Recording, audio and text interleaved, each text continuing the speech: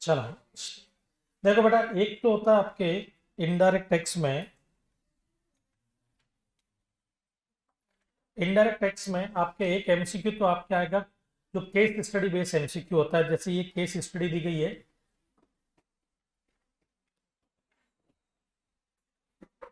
Case study based MCQ का जो ये आपको क्वेश्चन में दी गई है, यहाँ पर मैं क्या करूंगा, आपको पहले कभी भी केस स्टडी बेस्ड एमसीक्यू अगर आपको पढ़ना हो तो सोल्व करना, तो उसका बेस्ट आइडिया होता है पहले एमसीक्यू पे जंप करो, ताकि आपको ये मालूम चले कि कौन कौन से चैप्टर के एमसीक्यू पूछे गए हैं, ताकि जब क्वेश्चन पढ़ो या केस पढ़ो तो उन इंफॉर्मेशन पे फोकस कर सको आप।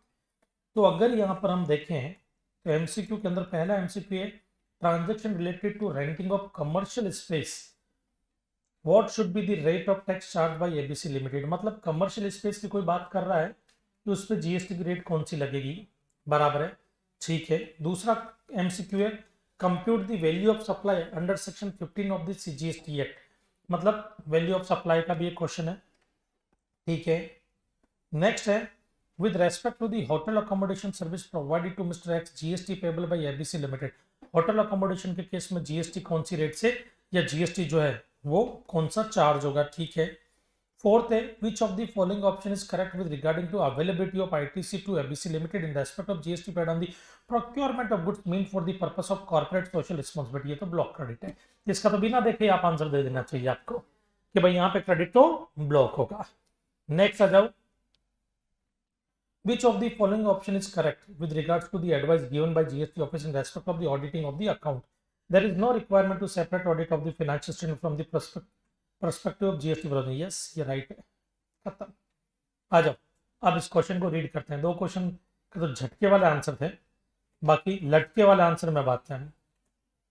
आ जाओ, एबीसी लिमिटेड मेरी एक कंपनी है जिसका नाम है ABC limited, okay. Has its manufacturing unit in state of Rajasthan, Rajasthan में मेरी एक यूनिट है मैन्युफैक्चरिंग यूनिट्स।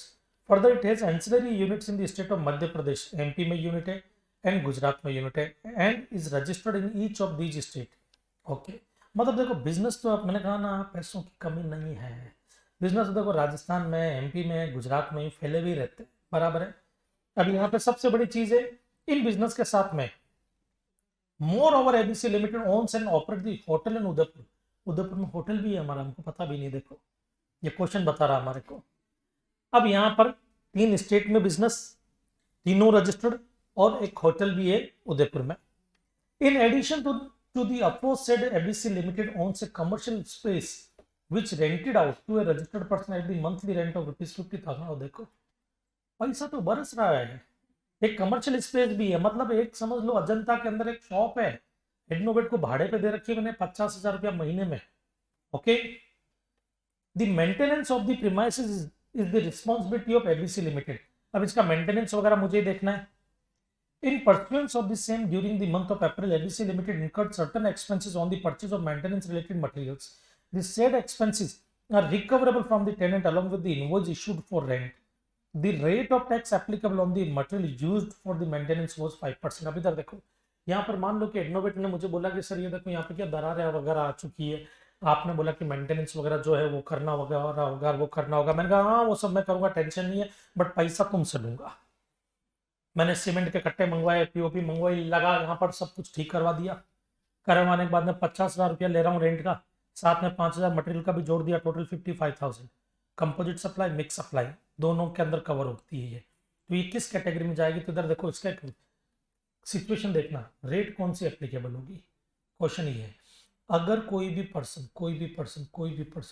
पर्सन अपने क्लाइंट से जो है, जो रेंट पे जिसको प्रॉपर्टी दी गई टेनेंट से जो भी पैसा लेता है सब वैल्यू में ऐड होता है। मानते हो आप, वैल्यू ऑफ सप्लाई में पड़ा, तो उनसे जो 5,000 रुपया ये भी लूंगा, ये भी रेंट का ही पार्ट हो गया, बराबर है। और ये क्या हो गया आपके कंपोजिट सप्लाई। प्रिंसिपल एलिमेंट क्या है, renting of immovable property.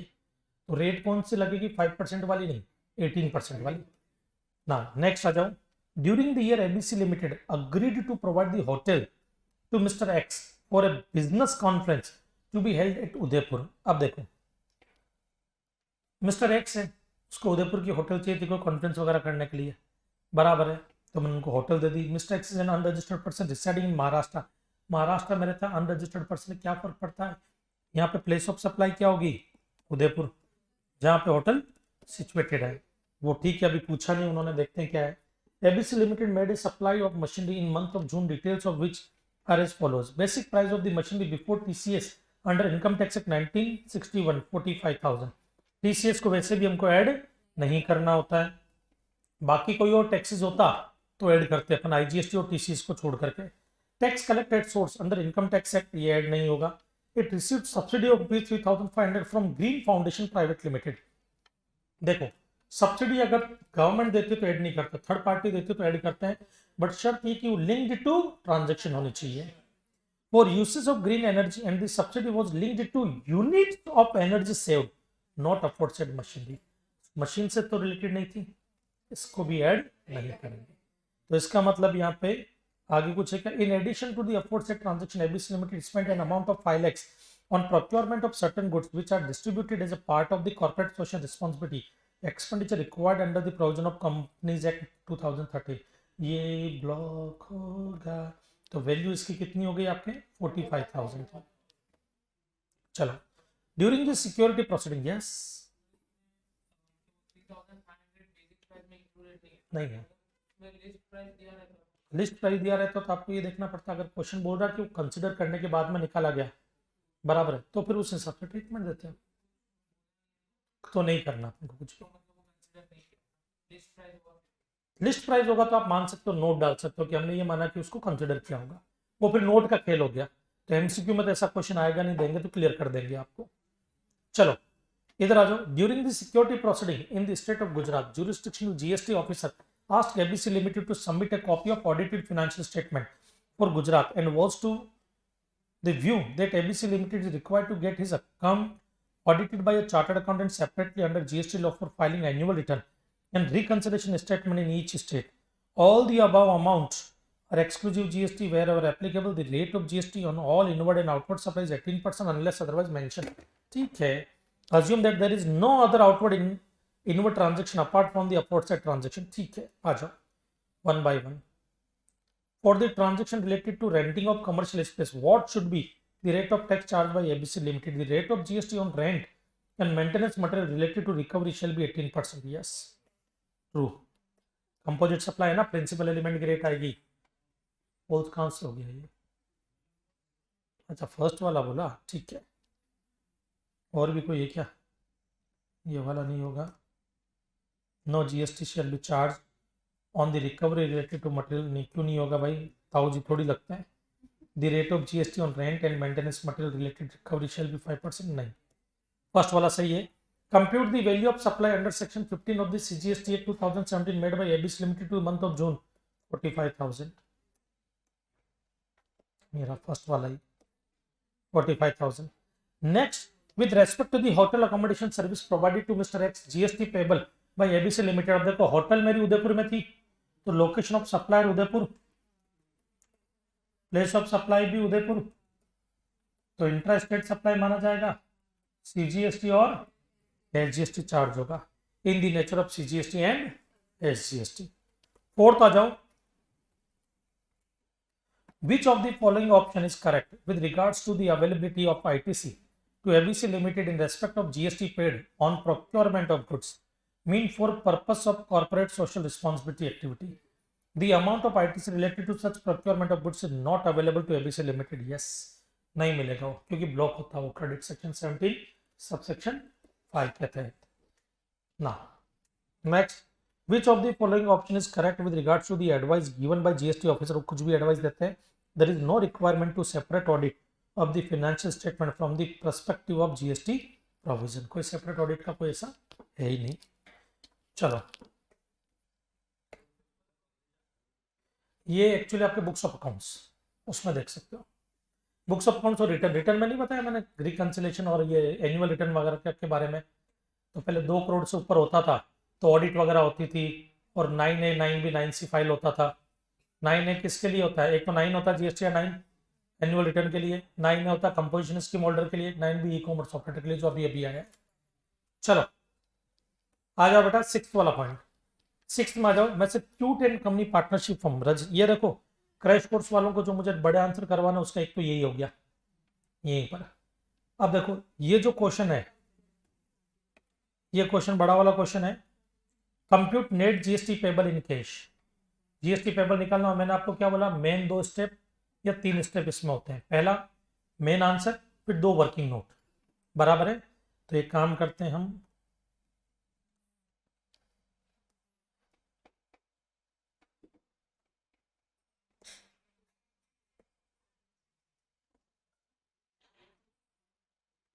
Computation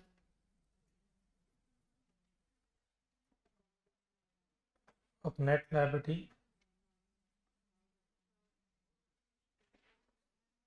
CGST, SGST, IGST. पहला स्टेप क्या होता है, टैक्स ऑन आउटवर्ड सप्लाई। दूसरा क्या होता है, अगर कुछ भी है एडिड इन आउटपुट टैक्स लायबिलिटी, बराबर है, वो करते हैं।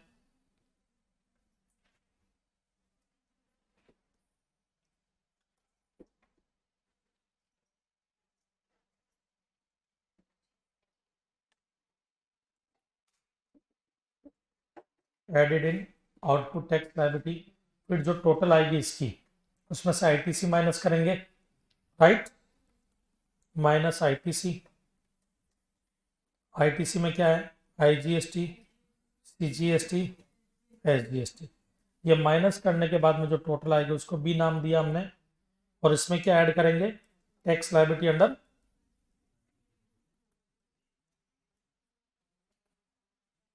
आरसीएम। ओके, यही करेंगे बेटा। चलो ठीक है, आ जाओ, और इसका वर्किंग नोट भी लिख लेते हैं। वर्किंग नोट में सबसे पहला वर्किंग नोट तो आईटीसी का बनाएंगे हम। Okay, 1 ITC, CGST, SGST, IGST, और एक वर्किंग नोट हम किसका बनाएंगे, आरसीएम का।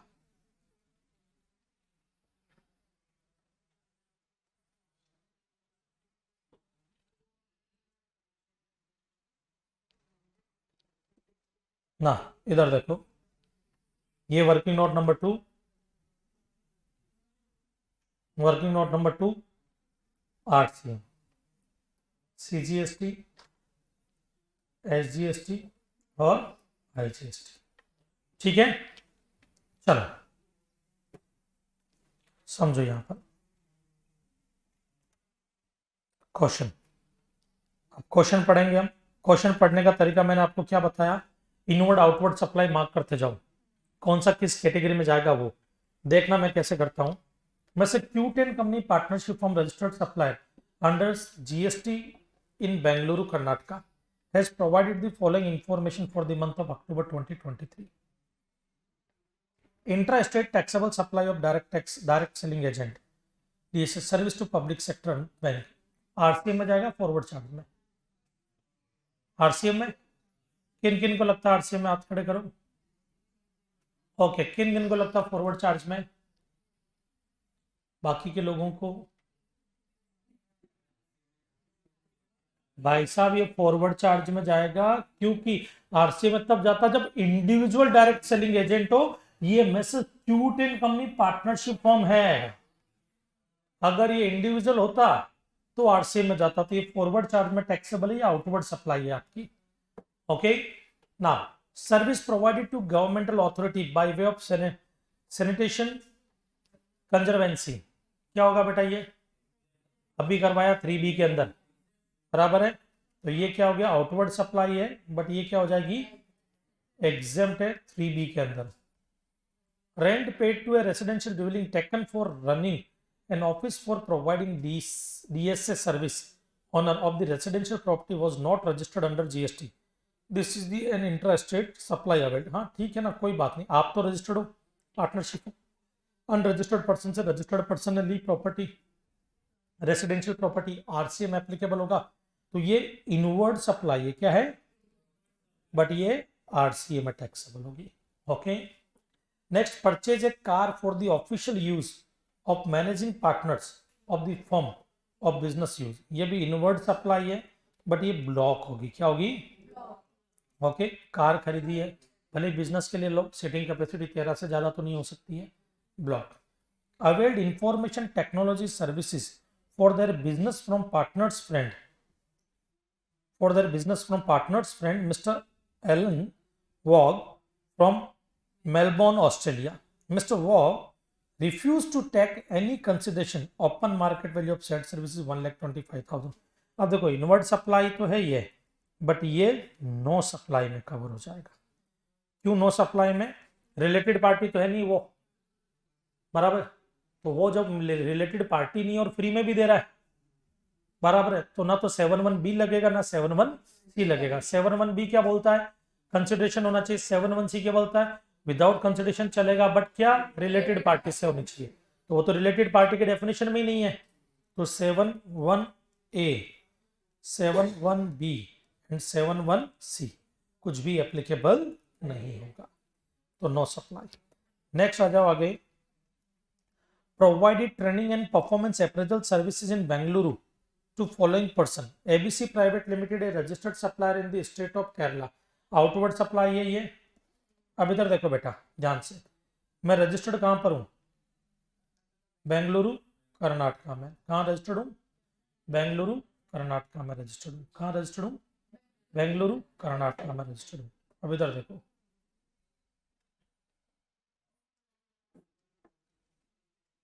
अब यहां पे देखो एबीसी प्राइवेट लिमिटेड जिसको मैं परफॉर्मेंस सर्विस दे रहा हूं, ये टाइगर में कवर होती है. और टाइगर में रिसिपिएंट रजिस्टर्ड है, तो प्लेस ऑफ सप्लाई क्या होगी? जहां पे वो रजिस्टर्ड है. एबीसी प्राइवेट लिमिटेड रजिस्टर्ड कहां है? केरला में. तो इधर प्लेस ऑफ सप्लाई केरला हो गया, मेरी लोकेशन बेंगलुरु हो गया कर्नाटका. तो यहां पर आईजीएसटी लगेगा. क्या लगेगा? आईजीएसटी. इधर बाबू कौन a proprietorship firm concern Rajasthan which was not registered under GST, unregistered person है. अब इधर देखो, ये इवेंट कहां पर हुआ? बेंगलुरु में. ये बेंगलुरु में, तो यहां पे प्लेस ऑफ सप्लाई क्या हो जाएगी? बेंगलुरु. लोकेशन ऑफ सप्लायर भी क्या है? बेंगलुरु. यहाँ पर सीजीएसटी एंड एसजीएसटी लगेगा. ये दोनों भी आउटवर्ड सप्लाई है. ओके, बाकी का तो ठीक है. जीएसटी रेट 99%, 18% लेनी है आपको. बाकी के ऊपर की इंफॉर्मेशन एक्सक्लूसिव टैक्सेस है. Turn over of message cute and company was 2 crore in previous financial year है, ताकि कहीं पे भी अगर मान लो प्रीवियस ईयर का थ्रेशोल्ड लिमिट चेक करना हो रजिस्ट्रेशन का, उसके लिए ये टर्न ओवर दिया जाता है जनरली. बाकी और कहीं पे कोई काम का नहीं है. जैसे एडवोकेट की सर्विस अगर मुझे मिलती तो वो एग्जाम्प्ट भी हो सकती थी अगर मेरा प्रीवियस ईयर का turn over threshold limit cross नहीं होता तो, और क्रॉस हो गया तो टैक्सेबल हो गया आरसी में. इसके लिए ये इन्फॉर्मेशन दी जाती है. तो ठीक है, हमने पूरा पढ़ लिया. अब हम हमारे हिसाब से इस क्वेश्चन को सॉल्व करते हैं. पहले वर्किंग नोट बनाएंगे हम. वर्किंग नोट अगर हम देखें तो इनवर्ट सप्लाई की 3 ही इन्फॉर्मेशन है, 1, 2 और 3. एक सप्लाई नहीं है, एक ब्लॉक है, खाली एक ये जो आरसी में टैक्सेबल है उसका क्रेडिट भी लेंगे हम. तो एक काम करता हूं मैं, ये आपके हो गया रेंट पे करने का.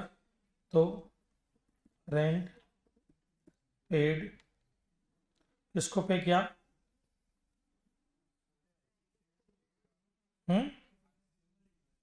बेटा दोनों में ही जाएगा.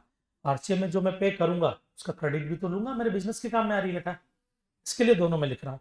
तो इधर देखो, rent paid a residential dwelling taken for running an office to providing DCS services owner of the residential property was not registered under GST. अब इधर देखो बेटा, ये पता है कब नहीं आता?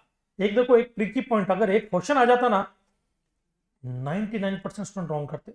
अगर यहाँ पे ये इंडिविजुअल डायरेक्ट सेलिंग एजेंट दे देता, इंपैक्ट देखना, अगर ये इंडिविजुअल डायरेक्ट सेलिंग एजेंट दे देता तो इस केस में टैक्स तो आरसी में पे होता.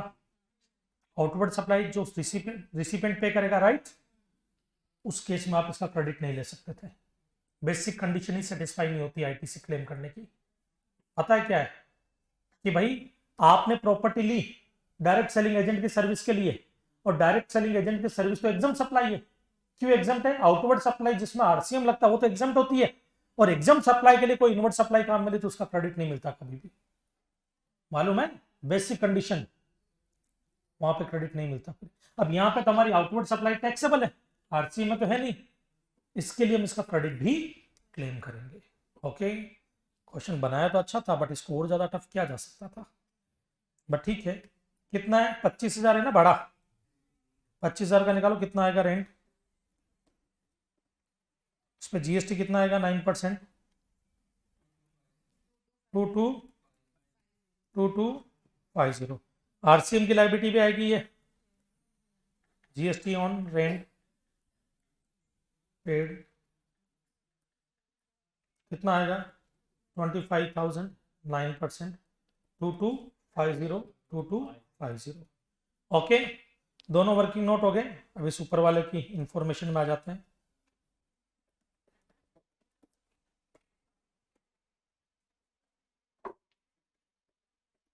आ जाओ बेटा ऊपर वाला, tax on outward supply. Outward supply की डिटेल देख लो। एक ये वाली इंफॉर्मेशन है, ये वाली तो एग्जाम्प्ट है, और ये नीचे वाली दो है। तो पहले 2.5 लाख रुपया, आ जाओ। डायरेक्ट सेलिंग एजेंट 2,50,000 इंटू 9% कितना होगा 22 और कुछ नहीं। फिर आ जाओ next, turning and performance appraisal service 3 lakh, turning and performance appraisal services 3 lakh का 18% कितना आएगा। और ये याद रखना, नीचे वर्किंग नोट में लिखना पड़ेगा ये सब कि क्यों हुआ, जो मैंने कैलकुलेट किया ना, प्लेस ऑफ सप्लाई ये, लोकेशन ऑफ सप्लाई ये, इसलिए आईजीएसटी लगेगा, वो सब वर्किंग नोट में जाएगा। Turning and performance appraisal services, और कितना दूसरा वाला अमाउंट 1 लाख,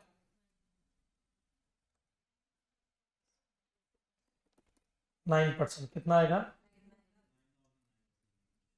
अब आउटपुट टैक्स लायबिलिटी में ऐड करने वाले तो कोई इन्फॉर्मेशन है ही नहीं।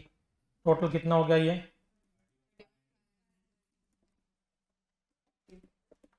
ना।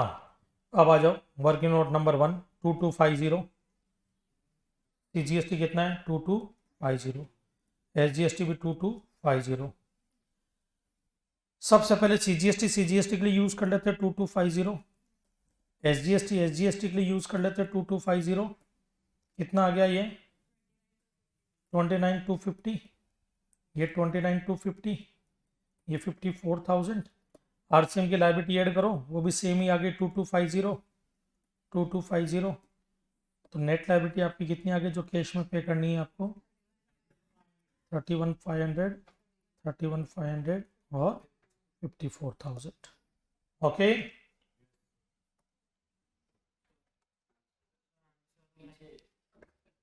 हाँ तो देख लेते हैं ना, हो सकता है अपनी भी गलती हो। नहीं आउटवर्ड सप्लाई में तो ऐड करेंगे, बट ऊपर नहीं करना चाहिए। हाँ देख लेते हैं कोई बात नहीं। इन्होंने यहाँ पे क्या किया, आईटीसी माइनस किया। ये 33,750 कैसे आया, इनका अपना कितना है, ये 33,750 है, तो अपने करने की गड़बड़ की है, उन्होंने नहीं की है। देख लेते हैं ना, ये आ गया ठीक है, 3,54,000 ठीक है, 1,99,000 भी ठीक है, 31,500 है ठीक है, परफेक्ट है। रेंट पेड ये आरसीएम का लाइबिलिटी है 2250, 33,750, वो तो अपन ने भी ऐड किया, बट अपन ने नीचे ऐड किया, इन्होंने 2 बार ऐड कर दिया क्या। ये भी 2250 अपना सही है ना, हाँ तो ठीक है, इसमें कुछ गड़बड़ की इन्होंने, 2 बार ऐड किया होगा। रुको, ए प्रभु, ये देखो, ये 33,750 यहाँ पे भी कर दिया, ये आईटीसी माइनस किया, यहाँ तक तो ठीक था। अब यहाँ पर इनको ऐड नहीं करना चाहिए था वापस, क्योंकि ऊपर ऐड था, तो इनका रॉन्ग है, अपना राइट है। ओके, चलो मेल लिखने को कुछ तो मिला इंस्टीट्यूट को, यस ठीक है बेटा, कोई डाउट। आ जाओ नेक्स्ट, अब आ जाओ अगला क्वेश्चन।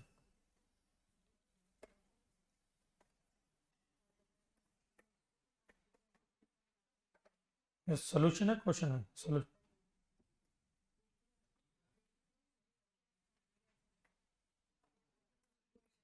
क्वेश्चन कहाँ गया, ऊपर है। हाँ आ जाओ बेटा, 7th क्वेश्चन है टाइम ऑफ सप्लाई का। पहला है, it issued coupon on 20th June worth ₹2,000 redeemable. अब इधर देखो, कूपन अगर जो कूपन या वाउचर इशू की जाते हैं टाइम ऑफ सप्लाई में, अगर सप्लाई आइडेंटिफाइबल है तो डेट ऑफ इशू लेंगे, और आइडेंटिफाइबल नहीं तो डेट ऑफ रिडम्पशन लेंगे। तो इधर देखो, redeemable against purchase of specific plastic items, तो मतलब ये क्या है, आइडेंटिफाइबल है। तो इशू कब किया था, तो इसका तो हो गया 20 जून, टाइम ऑफ सप्लाई आगे का देखने की भी जरूरत नहीं है। Next, it issue coupon on 1 August worth ₹3000 which is redeemable against purchase of any items. This coupon was क्या 18, थोड़ा यार रुको तो सही, इतना फास्ट देते हो answer. It received interest of ₹10,000 for late payment from a customer on 11th November for supply of goods which was originally made on 24th June। जिस दिन वो एडिशन मिला आपको 11th नवंबर, हो गया। नेक्स्ट आ जाओ, अरे तुम तो ब्रिलियंट हो सब के सब, अभी मालूम चलेगा 10th क्वेश्चन में। With reference to GST law, determine the place of supply with reason in the following independent circumstances. Miss Kanika of Calcutta visited to Jodhpur Law University and paid her college fee by purchasing a demand draft from the bank located in university campus. Miss Kanika did not have any account with the bank. Place of supply क्या होगा, है bank के record में अगर उसका address है तो वो प्लेस ऑफ सप्लाई होगा, और एड्रेस नहीं है तो सप्लायर की लोकेशन प्लेस ऑफ सप्लाई होगी। तो यहाँ पे सप्लायर की लोकेशन क्या है, Rajasthan, Jodhpur, Jodhpur Rajasthan place of supply. Next, मिज्जू machine Limited registered in state of Andhra supplied a machinery to Ken Wind Farm Limited registered in the state of Karnataka. However, this machine was assembled and installed at the windmill of Ken Wind Farm Limited, which was located in the state of Tamil Nadu.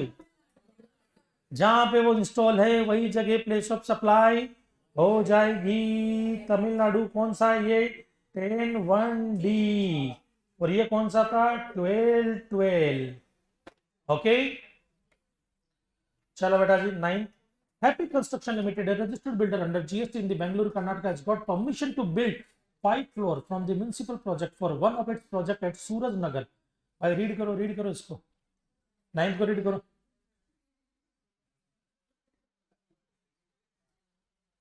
जिसको खड़ा करूंगा वही answer देगा। 2-3 लोग मेरी hit list में हैं जिनसे मैं पूछने वाला हूं, तो ढंग से पढ़ो।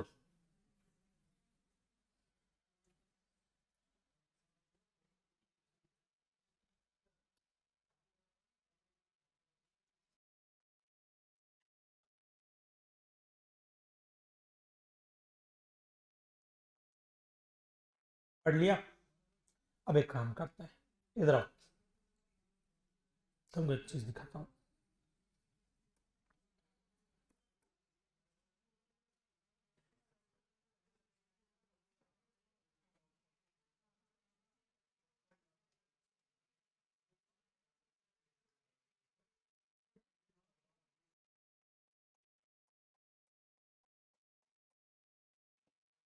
हाँ इधर देखो बेटा, सुनो, आपको क्लेरिफिकेशन लिखवाया था मैंने सप्लाई चैप्टर में, याद आ रहा है? उस क्लेरिफिकेशन में इधर देखो, यहाँ पे मैंने एक पॉइंट बताया था, agreeing to obligation to refrain from an act, किसी को कोई काम करने से रोकना, बराबर है, या टू टॉलरेट एन एक्ट या सिचुएशन बताया, तो उस केस में जो कंपनसेशन मिलता है वो क्या माना जाएगा, कंसिडरेशन मान करके सप्लाई माना जाएगा। बट उसके लिए कुछ कंडीशन है। कंडीशन क्या, there must be an express और इम्प्लाइड अग्रीमेंट और contract must be exist. Okay, दूसरा must flow in return to this contract या अग्रीमेंट। समझ में आया? अब इधर देखना बेटा, कंसिडरेशन होना चाहिए और अग्रीमेंट होना चाहिए। हमारी इस क्वेश्चन में कंसिडरेशन भी है और अग्रीमेंट भी है, क्योंकि उन्होंने अग्रीमेंट किया भाई तू 2 फ्लोर और मत बना, 5 की परमिशन है 3 ही बना, मैं तुझे कंपनसेशन देता हूं, तो ये सप्लाई माना जाएगा। तो पहले आपको ये प्रोविजन एक्सप्लेन करना होगा, फिर ये 2 कंडीशन एक्सप्लेन करनी होगी, फिर आपको फैक्ट और कंक्लूजन लिखना होगा। ओके ना, नेक्स्ट आते हैं, और भी बाकी है, कितना हो रहा है क्या? Briefly explain with correct legal provision whether the above amount received as a compensation is liable to GST or not. Yes, liable है, and if consideration of taxable, then calculate the total GST payable by Happy Construction Limited. Assume that applicable rate of GST is 99%. ना तो calculate कर लो 20 lakhs का, 20 lakhs दिया ना, हाँ हाँ तो इसमें क्या टोटल इतना ही दिया ना उसने, तो उसको इंक्लूसिव माना जाएगा। चलो ये मैं समझा देता हूँ कब आपको क्या ध्यान रखना है। इधर देखो, जब कभी भी आपको ये दे दे कि टोटल वैल्यू पेड या टोटल अमाउंट पेड, तो टोटल अमाउंट क्या होता है हमेशा, जो पे किया जाता है वैल्यू प्लस जीएसटी। यहाँ पे इन्होंने जो लैंग्वेज यूज की है इधर देखो, to build only 3 floor for which 20 lakhs was offered as compensation। Compensation के लिए 20 लाख दिए। Happy Construction Limited agree to the offer. It may be noted that Aditya Construction not ready to pay any further amount to Happy Construction Limited in addition to the amount already agreed. अब यहां तक की जो information थी वहां तक तो ये कंफ्यूजन था कि ये वैल्यू माने या इंक्लूसिव जीएसटी माने, बट ये जो लाइन है इसने क्लियर कर दिया कि इसके अलावा और कुछ नहीं दिया, तो यही आपका total full and final amount है, ये इंक्लूसिव जीएसटी माना जाएगा। तो इसकी जब जीएसटी निकालोगे तो 2 lakhs multiply by 18% divided by 118 करोगे, इस तरह से निकालोगे। फिर जो भी जीएसटी आएगा उसको 2 टुकड़ों में सीजीएसटी एसजीएसटी कर देना। चलो नेक्स्ट आ जाओ। The aggregate turn over of Mrs Mangal and company a registered person for the financial 22-23 was rupees 8 crore. Okay, it approach you to GST consultant for the issue of e-invoice। क्या e-invoice जरूरी है क्या यहाँ पर? कब होगा? 2017-18 onward. Value 5 crore, turn over 5 crore से ज्यादा है, यस। B2B सप्लाई है तो इनवॉइस कंपल्सरी होगा। Advise whether it is mandatory to issue invoice, yes। Also list out the entities which are exempt from the mandatory requirement of invoice। GTA हो गया, आपके transportation और पैसेंजर की service हो गई, मल्टीप्लेक्स हो गया, SEZ हो गई, गवर्नमेंट लोकल अथॉरिटी हो गया, ये सब चीजें। वो IDR नहीं आता, वो QR कोड में आता है। ओके चलो नेक्स्ट आ जाओ। 10A। 10A क्या बोलता है इधर देखो, Ramlal enterprises registered in Delhi is engaged in supply of interior decoration service to Andhra Bhavan located in Delhi। Service contract is entered into with the government of Andhra Pradesh, registered only in Andhra Pradesh। The total contract value inclusive of GST is rupees 15,50,000 and payment for the same is due in October 2023। बहुत ही बढ़िया, government को आप service दे रहे हो, बराबर है। तो government department वगैरह को आप सर्विस दोगे तो TDS काटेंगे अगर वैल्यू 2.5 लाख से ज्यादा है, वैल्यू 15,50,000 है। You are required to determine amount of tax, if any, to be deducted in above case, assuming the rate of CGST, SGST, IGST 99%, 18% respectively। इधर देखो बेटा, यहाँ पे प्लेस ऑफ सप्लाई क्या है बताओगे? कंस्ट्रक्शन कहाँ पे हो रहा है? दिल्ली में। सप्लायर की लोकेशन क्या है? दिल्ली है। और यहाँ पे लोकेशन ऑफ रिसिपेंट क्या है? आंध्रा है। अब इधर देखो, मैंने नो TDS में 3 पॉइंट लिखवाए थे। अगर वैल्यू 2.5 लाख या उससे कम हो, या 7 वंडर्स आपस में सप्लाई करते हो, या location of supplier and place of supply एक स्टेट में और लोकेशन ऑफ रिसिपिएंट दूसरे स्टेट में, तो TDS नहीं कटेगा। तो इस केस में TDS नहीं कटेगा, समझा? इस केस में TDS नहीं कटेगा। ओके ना नेक्स्ट आ जाओ। Will you answer be different in if Ramlal enterprise is registered under composition scheme? कोई फर्क नहीं पड़ता, कोई फर्क नहीं पड़ता। ओके चलो, तो कुल मिलाकर के यहां पर आपका ये और भी है क्या क्वेश्चन? हाँ एक है, एक है। Examine the implication of GST on supply food and beverages eight cinema hall. शर्म आनी चाहिए अगर अब मैं एक्सप्लेन करूँ तो। आज अमेंडमेंट में ये लिया था, उसमें कवर हो गया अमेंडमेंट के अंदर अपना ये। ओके तो बेटा जी यहाँ पर आपका ये RTP भी समाप्त होता है। तो मतलब 2.5 घंटे में हमने अमेंडमेंट RTP दोनों खत्म कर दिए। ओके अब घर जाकर के पढ़ो, और रिवीजन लेक्चर का मैं सोचूंगा क्या करना है क्या नहीं करना, कब लेना है। ऑनलाइन देखो कोशिश करूंगा, अगर हो सका तो ऑनलाइन ले लेंगे, जैसा कुछ ना कुछ तो करते हैं। बोलो डाउट सुन लो, डाउट तुम लोगों के भी हो सकता है बेटा। हाँ लिया, ठीक है, ठीक है। 12-3 में डाल दो, डायरेक्टली रिलेटेड है तो 12-3 में डालो। कैसी कंसल्टेंसी ली आपने? कंस्ट्रक्शन ऑफ नहीं, ये सर्वेयर वगैरह उसकी है, तो डायरेक्ट डालकर 12-3 में डाल सकते हो उसको। नहीं क्योंकि डायरेक्ट है ना, डायरेक्ट इमूवेबल प्रॉपर्टी से रिलेटेड सर्विस है। टैक्स कंसल्टेंसी वगैरह लेते हैं कि हाउस प्रॉपर्टी में टैक्स कितना लगेगा करेगा, वो इनडायरेक्ट रिलेटेड होती है। जो डायरेक्टली रिलेटेड है वो सब 12th 3 में जाएगी। वैल्यू ऑफ सप्लाई का क्या लाओ, वो ऐड नहीं होगा, नहीं।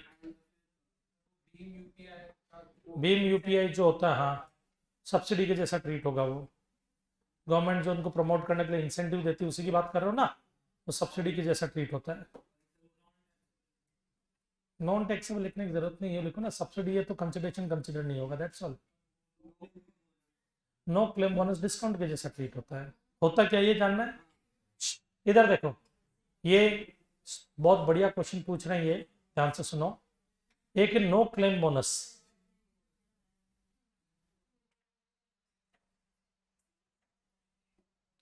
एक नो क्लेम बोनस, वो क्या होता है इधर देखना। मान लीजिए मैंने जनरल इंश्योरेंस पॉलिसी ली है 2022-23 में, जिसका प्रीमियम मैंने 10,000 दिया था, बट वो पॉलिसी मैंने एनकेश नहीं करवाई क्योंकि मेरी गाड़ी का एक्सीडेंट ही नहीं हुआ। मैं इतना अच्छे से गाड़ी चलाता हूँ कि कोई दूसरा आदमी भी आकर के ठोकने की कोशिश करे तो साइड में उठा करके रख देता हूँ गाड़ी को, बराबर है, ओके। तो उस तरह से मैं अपनी गाड़ी को अच्छे से प्रोटेक्ट कर रहा था, तो मैंने पॉलिसी की जरूरत ही नहीं पड़ी मुझे। अब इधर देखना 2023-24 में जब मैं वापस पॉलिसी करवाने गया तो प्रीमियम 10,000 ही था। तो उन्होंने मुझे क्या बोला, लास्ट ईयर आपने क्लेम दिया नहीं है तो हम आपको बोनस देना चाहते हैं, जिसको बोलते हैं नो क्लेम बोनस। तो हम इसमें से 2,000 कम कर देते हैं, आप प्रीमियम में खाली 8,000 रुपये दे दो हमारे को, बट बेनिफिट आपको 10,000 वाले सारे मिलेंगे। तो गवर्नमेंट का ये कहना कि 2,000 का क्या करिए, डिस्काउंट के जैसा ट्रीट होगा, तो ये माइनस हुआ तो वैल्यू 8,000 ही मानी जाएगी। आप ये नहीं बोल सकते कि 10, बाकी सबसे 10,000 ले रहे तो 10,000 पे जीएसटी लगेगा, मुझसे 8,000 लिया, मुझसे 8,000 पे जीएसटी लगेगा, ओके। फिक्स सम मेथड क्या होता है बेटा, इधर देखो क्यूआरएमपी स्कीम के अंदर होता है। अब देखो इधर देखना, मान लो कोई मंथ बोलो जिसमें तुम क्यूआरएमपी स्कीम में जाना चाहते हो, कौन से महीने से? अप्रैल से जाना चाहते हो। इधर देखो जनवरी, फरवरी, मार्च, अप्रैल, मई, जून, जुलाई, अगस्त, सितंबर, ये जो मंथ है अप्रैल मंथ, इससे आप क्यूआरएमपी स्कीम में जा रहे हो। तो गवर्नमेंट क्या बोलती है, इसका प्रीवियस क्वार्टर में आपने कितना इलेक्ट्रॉनिक कैश लेजर से टैक्स पे किया था। मान लो 3 लाख रुपया मैंने टैक्स पे किया, 1 लाख रुपया मैंने टैक्स पे किया था इलेक्ट्रॉनिक कैश लेजर से पूरे क्वार्टर का। तो अब अप्रैल का महीने का पेमेंट तो मुझे करना पड़ेगा, क्योंकि तो सेल्फ असेसमेंट मेथड होता है, मैं खुद ही कैलकुलेट करूँ कितनी सप्लाई की, उस पर जो भी टैक्स आता है वो पे करूँ। एक होता है फिक्स सम मेथड। वो फिक्स सम मेथड क्या होता है, प्रीवियस क्वार्टर में जो टैक्स पे किया उसका 35% आप अप्रैल में पे कर दो, 35% आप मई में पे कर दो, मतलब 35,000, 35,000।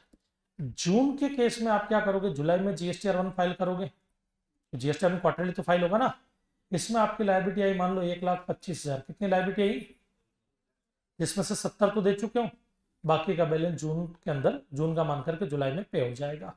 तो कितना हो गया आपके 55,000। समझ में आया? इसको तो फिक्स, और ये आपको कैलकुलेट भी नहीं करना पड़ता, पोर्टल पे ऑटोमेटिक ही आ जाता है ये, तो लास्ट की रिटर्न आपने फाइल की ही है, ठीक है। कंप्यूटेशन ऑफ जीएसटी वाला जो इंटरेस्ट हम नहीं कर बोला नहीं होगा, पर अभी हमने जो क्वेश्चन 11 किया था वो पेमेंट ऑफ टैक्स में, उसमें वो टाइम ऑफ सप्लाई की वजह से वो इंटरेस्ट का अमाउंट आ रहा था, तो उसमें हमने कैलकुलेट करके दिखाया था। कौन सा इंटरेस्ट मतलब? दो आरसीएम वाले, दोनों एक आरसीएम वाले आरटीपी का इंपॉर्टेंट है अपने पेमेंट ऑफ टैक्स। लाओ लाओ इधर लाओ,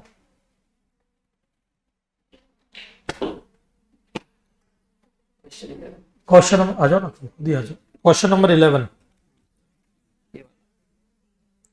royal Sweet Company Delhi registered, hello, एक क्वेश्चन पूछा है, तुम लोगों को क्लिक नहीं हुआ तो दिमाग तो लगाओ अपना। क्वेश्चन नंबर 11 है, page number 12.16, page number 12.16, question number 11। Royal Sweet Company Delhi registered supplier has furnished the details of the following few transaction which took place in November, ठीक है। डेट ऑफ पेमेंट है ये, ठीक है। Payment made in made to an advocate in Delhi, paid sitting fee to director वगैरह, ठीक है, ये आरसीएम वाले केस हैं हाँ दोनों के दोनों। रेट इतना दिया गया है, ठीक है। अब इसमें क्या डाउट था तुम्हारे? तो सर हम इंटरेस्ट का अमाउंट वो कुछ नेक्स्ट मंथ में आ रहा था, कुछ मतलब उसका लाइबिलिटी पहले के मंथ में आ रहा था, हम ये टाइम पर तो उसको इंटरेस्ट हम चार्ज करेंगे ना लेट कैलकुलेट करेंगे इंटरेस्ट। हाँ तो हम इधर इंटरेस्ट का अमाउंट हम दिखा रहे हैं। हाँ, आपको जब मैंने डाउट पूछा वो जो हम बोला इन्होंने पूछा कि you are required to compute GST as the case may be payable for the month of November 20 along with time of supply of select, तो लिखाने की जरूरत ही नहीं है, नहीं भी दिखाओगे तब भी चलेगा, नहीं दिखाएंगे तो चलेगा, तब भी चलेगा, कोई तो इशू नहीं। आपने क्लास में सिखाया था तो इंटरेस्ट भी कैलकुलेट करवा दीजिए। वो तो ठीक है, इसमें क्या हुआ था तो मैंने करवा दिया। ओके आगे नहीं पूछे तो करने की जरूरत नहीं चला के। चलो हो गया। तो बेटा जी यहां पर आपका ऑफिशियल रूप से सारे अमेंडमेंट, आरटीपी, पोर्शन जो भी उन सब के कंप्लीशन की घोषणा की जाती है। अब क्रैश कोर्स वाले जो स्टूडेंट्स हैं वो बैठना चाहें बैठ नहीं, सॉरी उनको बैठना ही है, बाकी के जो डायरेक्ट एंट्री वाले वो बैठना चाहें बैठ सकते हैं। हम यहाँ पे ब्रेक के बाद में करेंगे क्या है, क्या हुआ, क्या बाकी?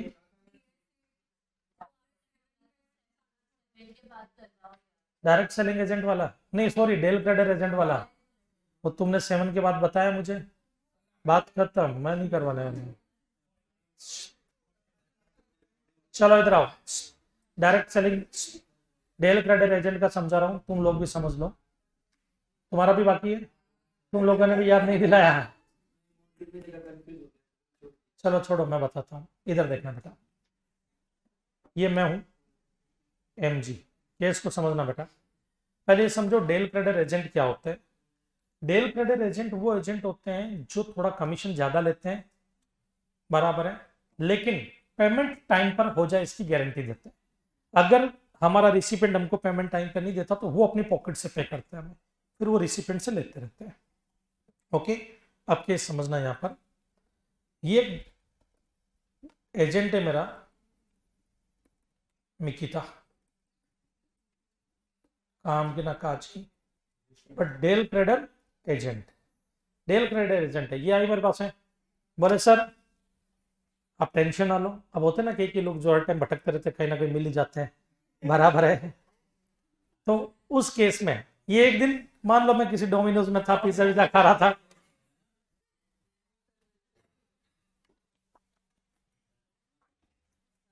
आई, मैंने कहा कि क्या हुआ, बोले सर नहीं, मुझे बोला सर डोमिनोज में पिज्जा खा रहा, मेरा नाम ले लेना। मैंने कहा ठीक है, मैंने इसका नाम लिया, उसने बोला 5,000 पहले के बाकी वो देकर के जाओ। तो जैसे ही वहां पे मिली, मुझे बोला सर मुझे काम चाहिए, मैं डेल ट्रेडर एजेंट बनूंगी आपकी। मैंने कहा ये क्या होता है? बोला देखो सर आपका बिजनेस दिल्ली में है, मुंबई में नहीं है ना, मुंबई में आप जो गाड़ियां बनाते हो उसकी एजेंसी में लेती है। मैंने कहा देखो तुम पे भरोसा नहीं, तुमसे जो कस्टमर माल खरीदेंगे वो कृषा है, अभिषेक है, जो टाइम पर पैसा ही नहीं देते, मेरा पैसा डूब जाएगा, मैं रिस्क नहीं लूंगा। बोले एक काम करो, आप 10% के बजाय मुझे 12% कमीशन दो, रिस्क मेरी, आपको 1 महीने में पैसा मिल जाएगा, जैसे गाड़ी बिकेगी 1 महीने में पैसा मिल जाएगा, नहीं मिला तो अपनी पॉकेट से आपको दूंगी। मैंने कहा ओके। केस को सुनना आप, यहाँ पर ये मान लेते हैं अभिषेक है, अब मैंने इसको गाड़ी भेजी जिसकी कीमत है 10 लाख रुपया, ओके, ये सप्लाई माना जाएगा, ओके। इसने वही गाड़ी आगे बेची 12 लाख में, अभिषेक ने पेमेंट में डिले किया, पेमेंट में डिले किया तो इसने अभिषेक से इंटरेस्ट लिया, मान लो जो भी XYZ रेट है 12% या जो भी हो, और मान लेते हैं 1 लाख रुपए का इंटरेस्ट। क्वेश्चन ये है, मेरे टर्नओवर में तो 10 लाख माना जाएगा, इसके टर्नओवर में ये इंटरेस्ट काउंट होगा क्या? होगा, क्यों? देखो प्राइस कवर होता है मालूम है, सेक्शन 15 में मैंने क्या बताया, जो भी प्राइस उसमें प्राइस ऐड करो, T बोले तो सारे टैक्सेस, R बोले तो रिसिपेंट लायबिलिटी बेयर करता है, I का interest on delayed payment of consideration, ये लेट कर रहा है पेमेंट, तो इसने ब्याज चार्ज किया तो ये वैल्यू में ऐड होगा। तो पहला पॉइंट ये है कि जो डेल ट्रेडर एजेंट होते हैं, अगर वो शेड्यूल फर्स्ट वाले एजेंट है, क्या है, तो वो जो इंटरेस्ट चार्ज करेंगे वो वैल्यू में ऐड किया जाता है। दूसरा केस, फिर कृषा आई मेरे पास में, बोलो सर मुझे भी एजेंट बनना है, काला चश्मा पहन के, ओवरकोट पहन करके पूरा। मैंने कहा यहाँ पे जेम्स बॉन्ड की शूटिंग नहीं हो रही बेटा, ये वो वाला एजेंट नहीं है, यहाँ पे तुमको गाड़ियां बेचनी है जो मैं भेजूंगा। बोले यस सर चलेगा। मैंने कहा काम पे एजेंसी ले रहे हो? बोले नागपुर में। मैंने कहा ठीक है, ये नागपुर की एजेंट बन गई मेरी। मैंने इसको गाड़ी बेची या भेजी 10 लाख में, बट ये शेड्यूल फर्स्ट वाली एजेंट नहीं है, ये कस्टमर ढूंढ करके लाती है, बराबर है।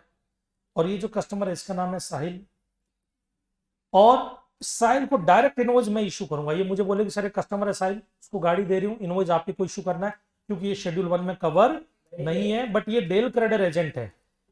डेल क्रेडर एजेंट ये कमीशन 12% लेती है, मुझसे ज्यादा लेती है कमीशन। किस शर्त पे? कि टाइम पर पेमेंट होगा, नहीं होगा तो ये अपनी पॉकेट से करेगी मुझे पैसा, कि 1 महीने के अंदर अंदर सर पैसा मिल जाएगा। अब इधर देखना, मेरे को तो 10 लाख इसने दे दिए टाइम पर अपनी पॉकेट से, बट साहिल जो है उसने डिले किया, तो इसने साहिल से 10 लाख रुपया प्लस उस पर लगने वाला जीएसटी प्लस इंटरेस्ट लिया। अब ये जो इंटरेस्ट है ये इसकी वैल्यू में सिर्फ इंटरेस्ट कंसिडर होगा, ये 10 लाख रुपया इसकी वैल्यू नहीं है। 10 लाख रुपया तो मेरी वैल्यू थी, इनवॉइस तो मैंने इशू किया था, तो मेरी वैल्यू में ऐड होगा क्या ये इंटरेस्ट? नहीं। यहां पर क्या माना जाएगा कि कृष्णा ने साहिल को लोन दिया एक तरह से, क्यों? कृष्णा ने साहिल के बिहाफ पर पेमेंट किया था मुझे, सर मेरे क्लाइंट ने आपको पैसा नहीं दिया, मैं डेल क्रेडिट एजेंट हूं, मैं देती हूं आपको पैसा, मैं अपने आप उससे ले लूंगी। तो एक तरह से कृष्णा ने लोन दिया है साहिल को और उसका ब्याज लिया है, और इसका ब्याज जो होता है वो एग्जेम्प्ट होता है, interest on loan, advance and deposit. समझ में आया? और ये वैल्यू में इसके लिए, सिर्फ इसके लिए वैल्यू इंटरेस्ट मानी जाएगी, क्योंकि इसने साहिल को लोन दिया, उसके बदले इंटरेस्ट कमाया, बट वो एग्जेम्प्टेड वैल्यू है। समझ में? अब वो डेल क्रेडिट एजेंट पढ़ना। तो कुल मिलाकर के 2 लाइन में अगर मैं समझाऊं इसको, डेल क्रेडिट एजेंट को, डेल क्रेडिट एजेंट अगर शेड्यूल फर्स्ट वाला है तो इंटरेस्ट ऐड होगा वैल्यू में, और शेड्यूल फर्स्ट वाला नहीं है तो इंटरेस्ट वैल्यू में ऐड नहीं होता है, वो अलग से एक इंडिपेंडेंट सप्लाई मानी जाती है। That's all. ओके, और कुछ? आप देखो 2 चीजें हो सकती है, ब्रेक चाहिए तो ब्रेक दे देता हूं, नहीं तो चाहिए लो। 20 मिनट्स का ब्रेक बहुत है। अरे 20 मिनट का बहुत है यार, लेक्चर ही आधे पौने घंटे का बच्चा है खाली। ठीक है, 20 मिनट्स का ब्रेक लो।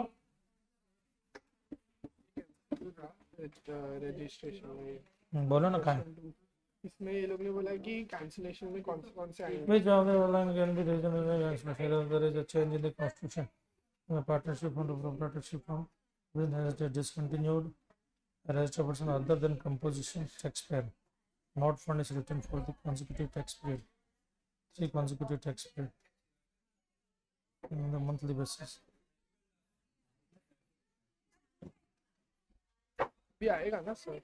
ये आएगा ऑप्शन सी लिखा है। ना, नहीं other than composition he is not fund, नहीं आएगा ये, क्योंकि ये कंपोजिशन स्कीम में नहीं है ना। रेगुलर स्कीम में तो 6 महीने तक नहीं किया तो आएगा, 3 महीने ही नहीं किया, खाली 2 ही आएगा। 6 होते तो फिर कैंसिल होता। हाँ बेटा बोलो।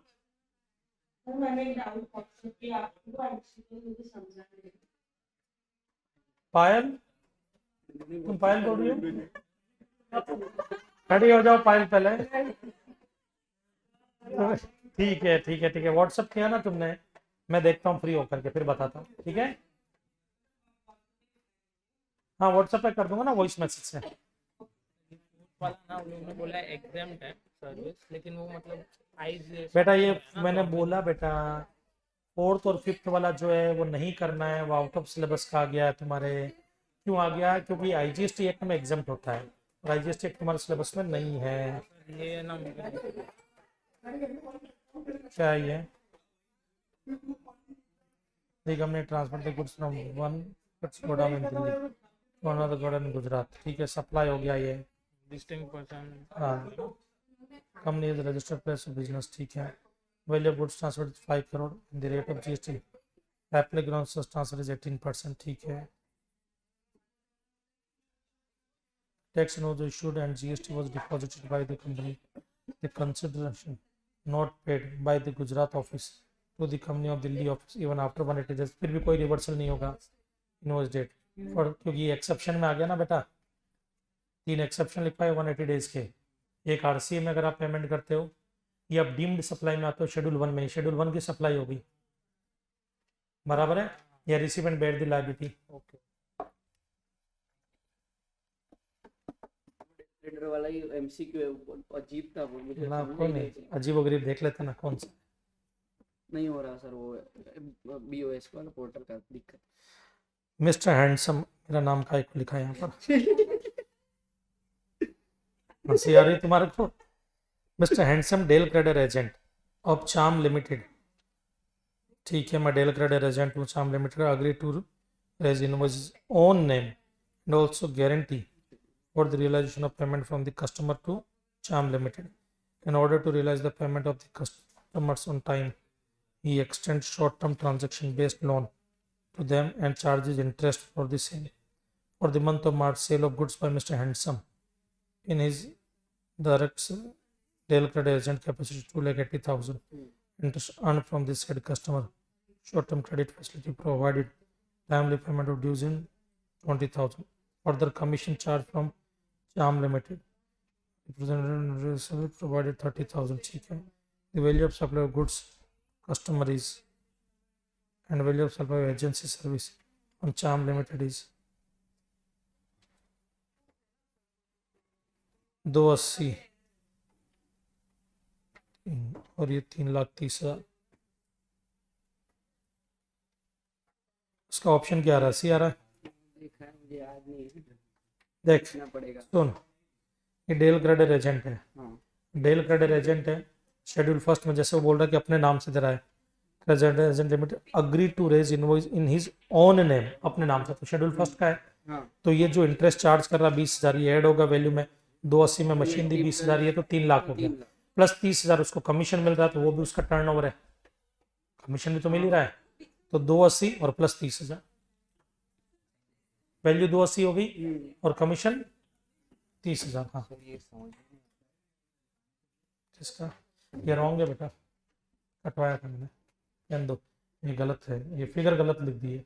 समझना है तो मैं फिगर से ही लिख देता हूँ. ये 6,000 हो गए यहाँ पर, ये 20,000 हो गए यहाँ पर, ये 8,000 हो गया, और यहाँ पे इनकी टोटल जो भी आए वो चलेगा. सर वो जो 7 वंडर्स वाला है उसमें आपने जो नाम लिखा है वो वैसे ही लिखेंगे चलेगा ना? क्योंकि बस वो लोग दौड़ेगा ने- दौड़ेगा दौड़ेगा दौड़ेगा. क्या है, खड़ी हो जाओ पहले तुम, ठीक है. सर यहाँ पे जो गुड्स ट्रांसपोर्ट हाँ गलत है ये, देखा मैंने बोला वो एरर वाला कट करके हाँ तो इसका आंसर ये एरर वाला कट करेंगे या फिर आंसर चेंज हो जाएगा. Question he wants to know exempt of the same if transported of goods GTA transportation by rail and air ये कट करते हैं नीचे by वाला. vessels. ये लो,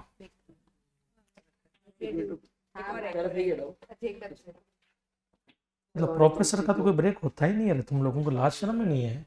जाओ सर इसके बाद हम अभी हमारा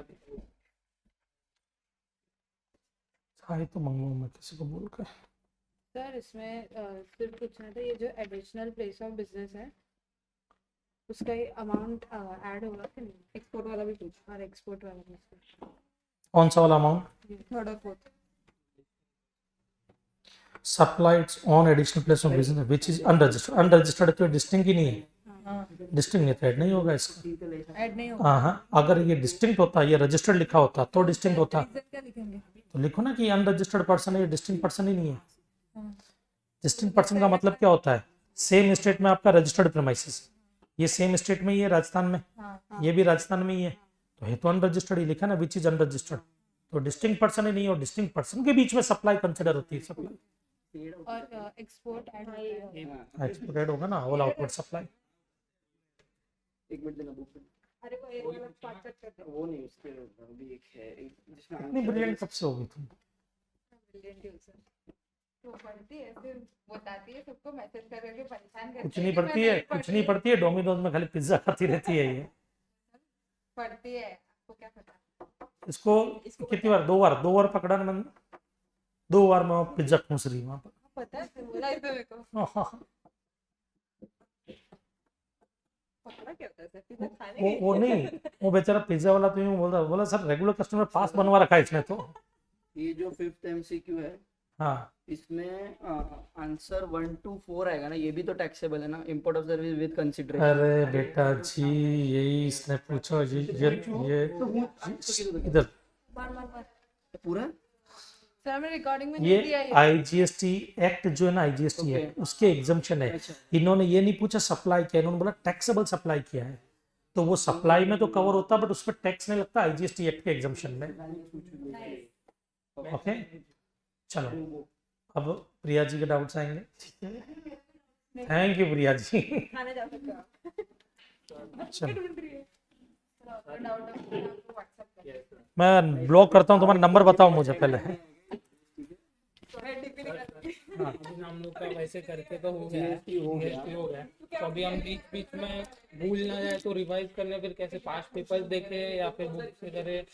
बुक से पास्ट एग्जाम के नहीं, अभी एक बार और करना ना तुम्हारे को, रिवाइज करना ना, मॉड्यूल के करे कि क्वेश्चन, ना करे, मॉड्यूल के कर क्वेश्चन। लिए सर, मॉड्यूल के वही क्वेश्चन भी टाइम मॉड्यूल पे। कर लिए। बट सर मैंने कैसे किया, अभी जो छोटे छोटे चैप्टर्स थे एंड में मेरे इतने अच्छे से नहीं एक हुए। काम करो, अपने को जब रिवीजन करना हो ना, रैंडमली कुछ क्वेश्चन टिक करने का, उनको सोल्व कर लेने का। जी सर, मतलब जो मेन चैप्टर्स है ना, जो लाइक जो मेजॉरिटी चैप्टर अच्छे जाते हैं वो हो गए, बट अभी जो अकाउंट्स वाला हो गया, फिर ई इनवॉइसिंग हो गया, वो इतना अच्छे से मैंने अरे नहीं वो- किया गया था। वो देखो अच्छे से करो, 4 मार्क्स के क्वेश्चन बनेंगे उसमें से। एंड तो सर अभी बाकी- बीच में रिवाइज करने की जरूरत वैसे है। ये करने का यार, अब सर rest जो तो करने का। हमने ना घर पे MTP जो आई थी ना ये टाइम की, वो सॉल्व की थी प्रैक्टिस के लिए। हाँ तो उसमें क्या था, एक मतलब कंपलसरी वो 10 मार्क्स का क्वेश्चन था ना, तो उसमें मतलब हर मैं ऐसे जो आउटवर्ड सप्लाई था ना उसमें मैंने नोट्स नहीं लिखे थे, ITC में मैंने सब लिखे, बट इधर नोट्स नहीं लिखे, तो मार्क्स कितने कट होते हैं नॉर्मली? एक नंबर का एक ट्रांजैक्शन है तो आधा नंबर जाएगा, आधा नंबर नोट का, आधा नंबर लिखने का। मार्क्स काट जाते हैं। उसमें वही नोट्स कितने लिखने के And- क्या वो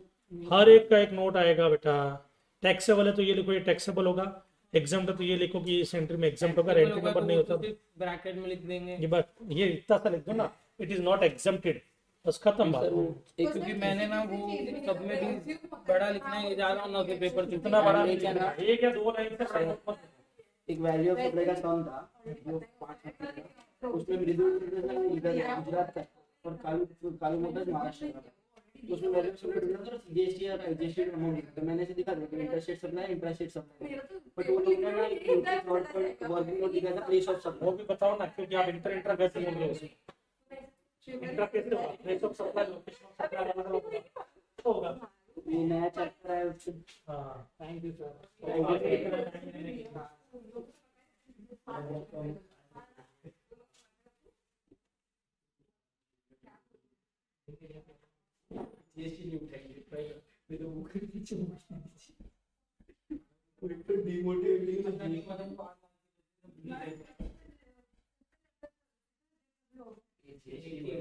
वो भी मतलब ठीक है, मैंने 90% जितना किया है, 10% मेरा ऐसा रही ऊपर गाँव में छोड़ दिए, तो ये देखा जाएगा।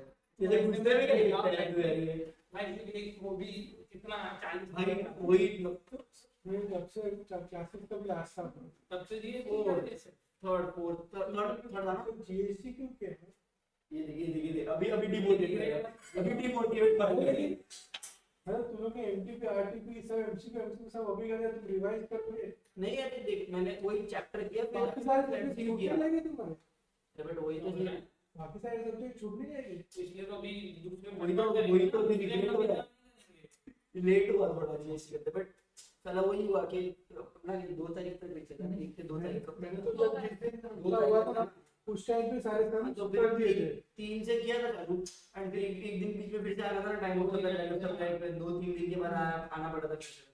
तो वही हुआ था। फिर ये सर एक तो मेरा रात का पढ़ने में तो सोया नहीं, आज भी वैसे भी तो रात तक बीच तक जाके सोऊंगा मैं तो 12 घंटे मैं लास्ट कल दोपहर 2 बजे तक सोया था। अभी मैं मैं सो तो घर पे ताना हो जाता है, तो सोएगी तो पढ़ेगी कब, फिर एक ही अटेम्प्ट है, फिर ये है बस। मैं सुनाती तो ताना देता है, पापा इतना सुनाते हैं, पूरी रात सुनाते हैं फिर। पर ठीक है ना, मतलब अच्छी बात है, सुना तो थोड़ा सा ऐसा क्या क्या पढ़ने सुनाते हैं? क्या का। अरे मेरे को मन नहीं सोना, नहीं सोना, पढ़ लिया हो गया मेरा, मैं दिन में पढ़ नहीं पाता। कुछ अच्छा नहीं है सुनाने वाला अच्छा था ऐसे तुम्हारे दिमाग में है।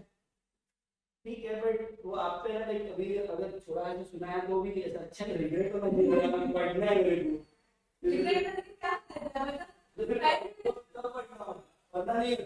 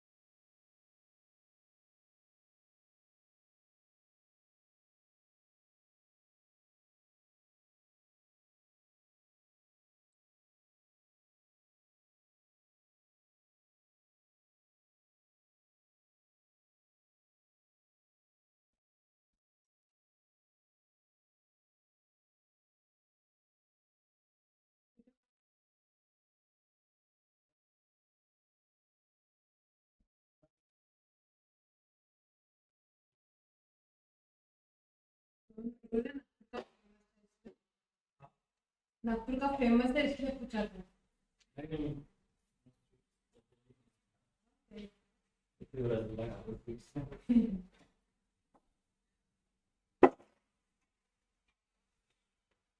कितना हुआ पढ़ के? थोड़ा हुआ है सब, पूरा कुछ भी नहीं है। कैसे प्रिपेयर कर रहे हो?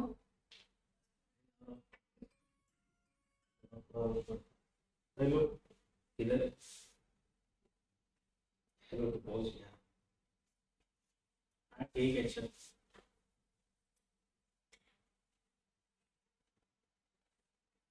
टेंशन नहीं आता?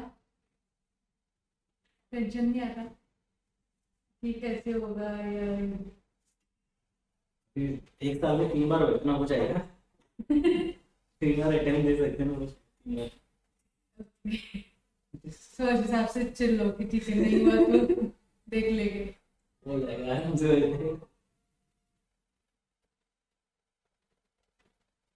बाकी तुम्हारा देख के एक बार सब कुछ तो हो गया रहेगा ना, अकाउंट्स वगैरह सब कुछ। तो भाई रिवाइज करना थोड़ा पापा बाकी।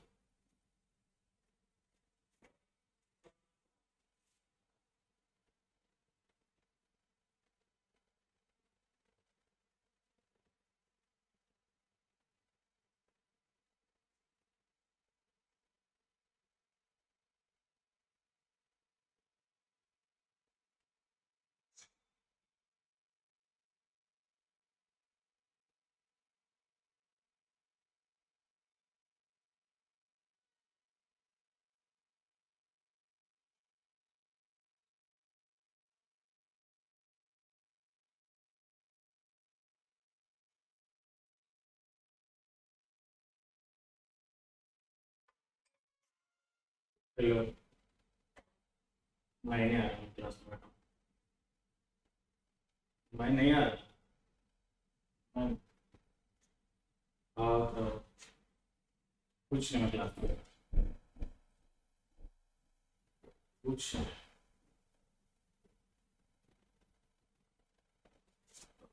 मैं वैसे भी कुछ नहीं कर रहा।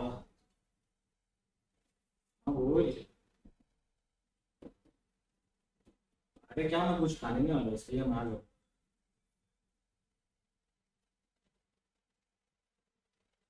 सैंडविच लेगा, सैंडविच नहीं कुछ और नहीं था।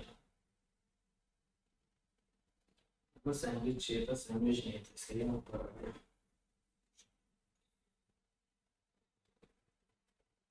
नहीं नहीं, मैंने तू खा के, अरे तू खा के आ, मैं बैठा हूँ क्लास में। नहीं नहीं, तो वो बैग लेके आता हूँ।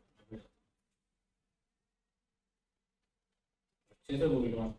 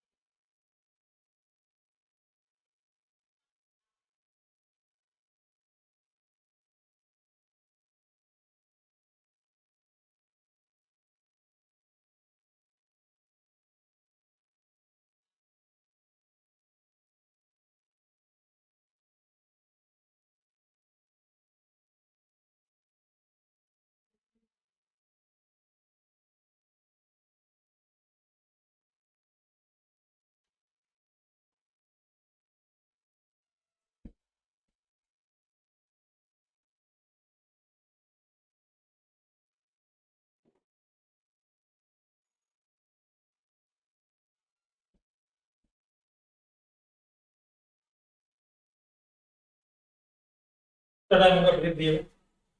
हो गया होगा अभी तो।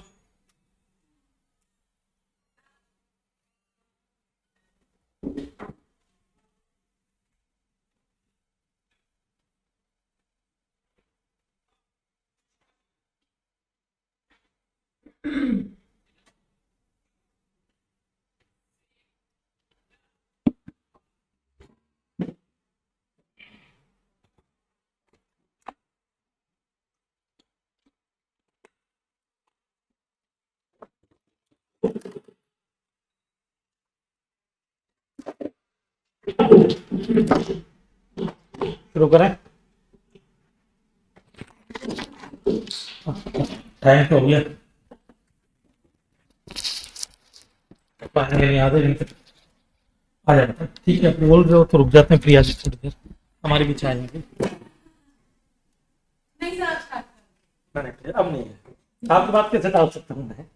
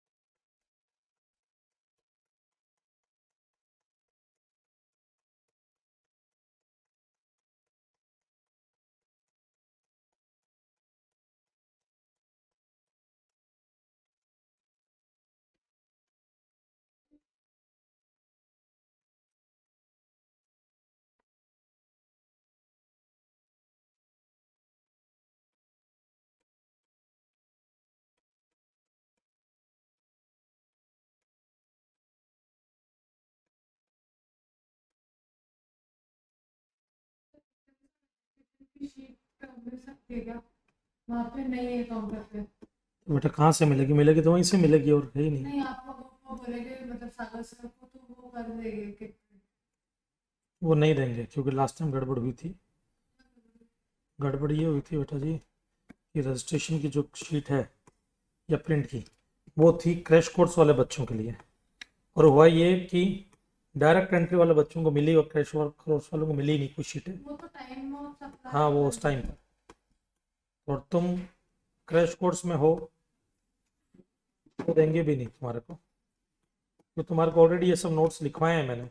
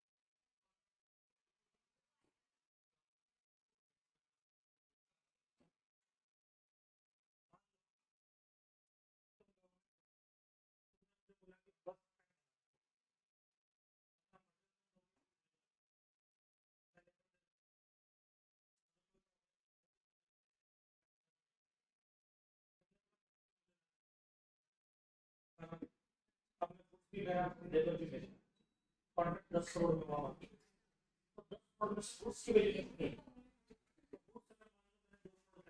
पूरा 10 करोड़ है, 30 करोड़ है। तो फिर टैक्स, और टैक्स।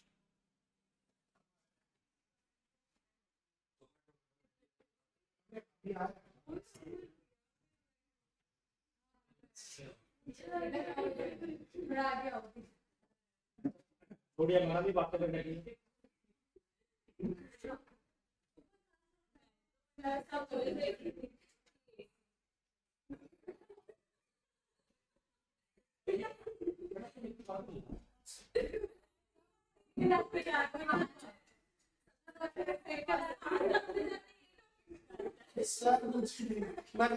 पैसा मांग रहा है।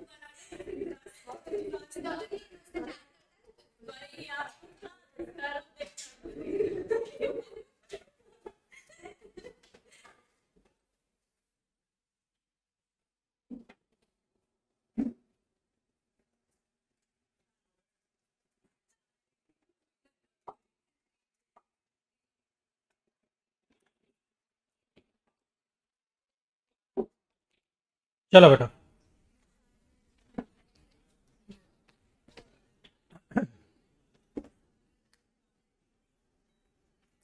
ना लिसन, ध्यान से सुनो। अभी मैं आपको 3-4 ऐसे बड़े बड़े क्वेश्चन करवाऊंगा जो आपके एग्जाम में 7 मार्क्स, 8 मार्क्स, 9 मार्क्स के लिए आते हैं। उन क्वेश्चन को कैसे करना चाहिए, किस तरह से करना चाहिए, उसको हम समझते हैं।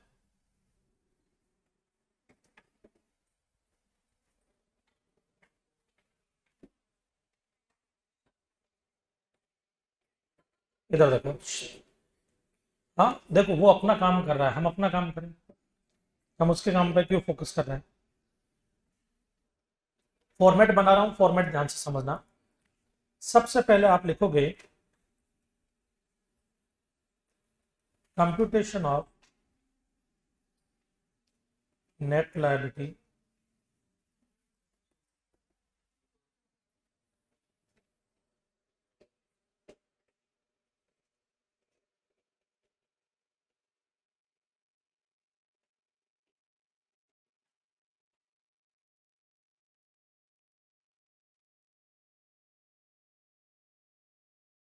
Particulars.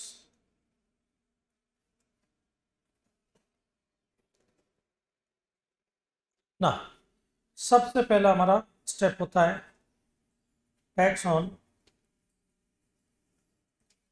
Outward supply. Outward supply पे जो भी टैक्स होगा वो हम सबसे पहले लिखेंगे। सेकंड स्टेप, आईटीसी चैप्टर में बैंक वाले जो क्वेश्चन होते हैं ऑप्शन 1 ऑप्शन 2 उनमें आए तो आ सकता है, बाकी जनरली वो स्टेप नहीं आता। खाली लिख करके रख देता हूं मैं, आउटपुट टैक्स लायबिलिटी, या जब भी रिवर्सल करना हो कोई भी वो चीज, रिवर्सल ऑफ आईटीसी। ठीक है, उसके बाद थर्ड स्टेप, लेस आईटीसी।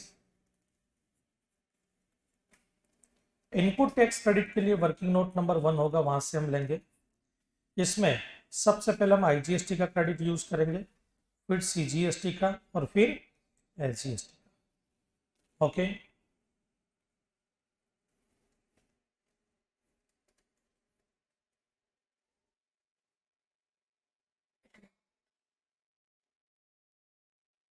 उसके बाद जो टोटल आएगी वो बी होगी। इसमें आप ऐड करोगे, क्या ऐड करोगे इसमें, आरसीएम की liability, inward supply on which tax payable, ये बाहर है कि अंदर है, अंडर आरसीएम। ठीक है, चलो अब जो आएगा वो आपकी नेट लायबिलिटी हो जाएगी। वर्किंग नोट नंबर 2 से मिलेगी ये चीज आपको ना। Working note number 1, working note number 1 क्या है आपके, सीजीएसटी, एलजीएसटी, आईजीएसटी। इसमें हम क्या लिखते हैं, tax liability, sorry tax paid on inward supply,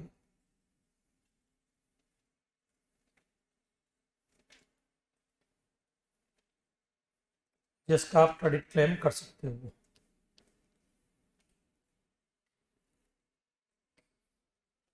फिर working note number 2,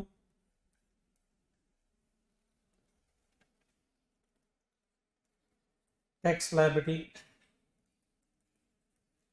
under reverse charge mechanism, CGST, SGST, IGST. चलो ठीक है, ये 3 आपके 2 वर्किंग नोट हो गए आपके, और बाकी का आपके ये कैलकुलेशन।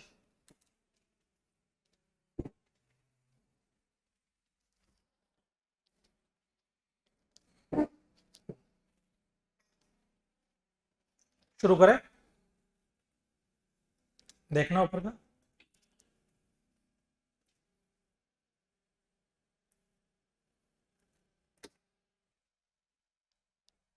तीन से 4 क्वेश्चन करेंगे हम यहाँ पर, बाकी के क्वेश्चन आपको वैसे ही करने हैं। जब कभी भी बड़ा क्वेश्चन आए, पहले रिक्वायरमेंट क्या वो देखो, फिर क्वेश्चन पढ़ते वक्त ही टिक करते जाओ, आउटवर्ड सप्लाई कौन सी, इनवर्ड सप्लाई कौन सी, उनका बाइफर्केशन कर दो। आउटवर्ड सप्लाई आपको स्टेप नंबर 1, मतलब ये जो है हमारे कंपटीशन मेन फॉर्मेट, उसमें काम आएगी। Inward supply working note number 1 और 2 के लिए काम आएगी। ओके, चलो शुरू करें।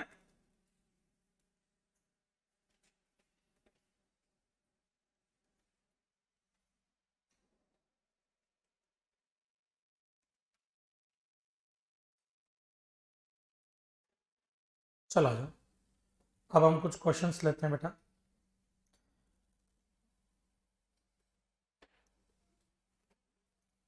हमारा पहला क्वेश्चन हम ले रहे हैं,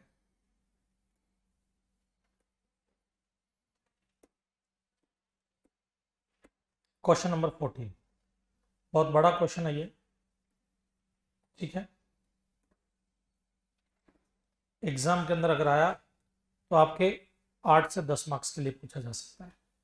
तो एक काम करो, पहले क्वेश्चन नंबर 14 आप सिर्फ रीड करो। क्या करोगे, सिर्फ रीड करो। ओके, एक बार फिर मैं इसको समझाता हूँ।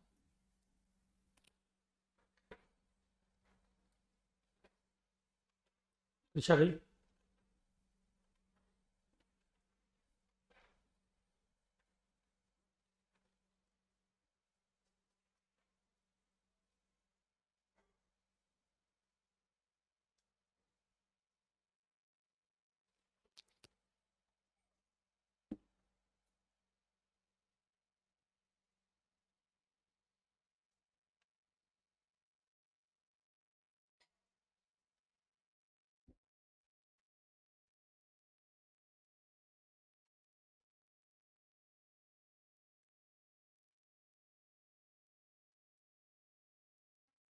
हाँ जी,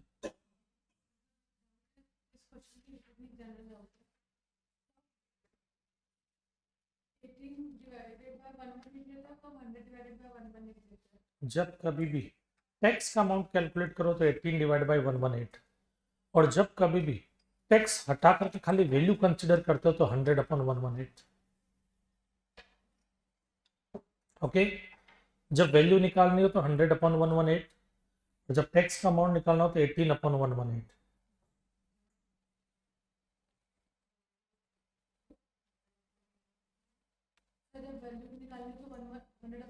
118।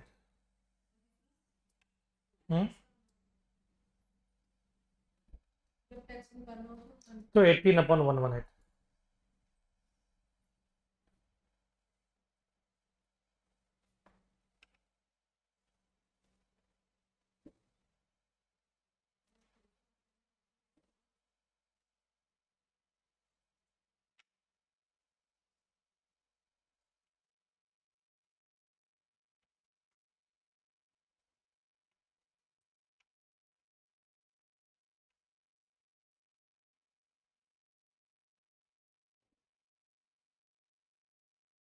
चले, हो गया? रीड किया बेटा?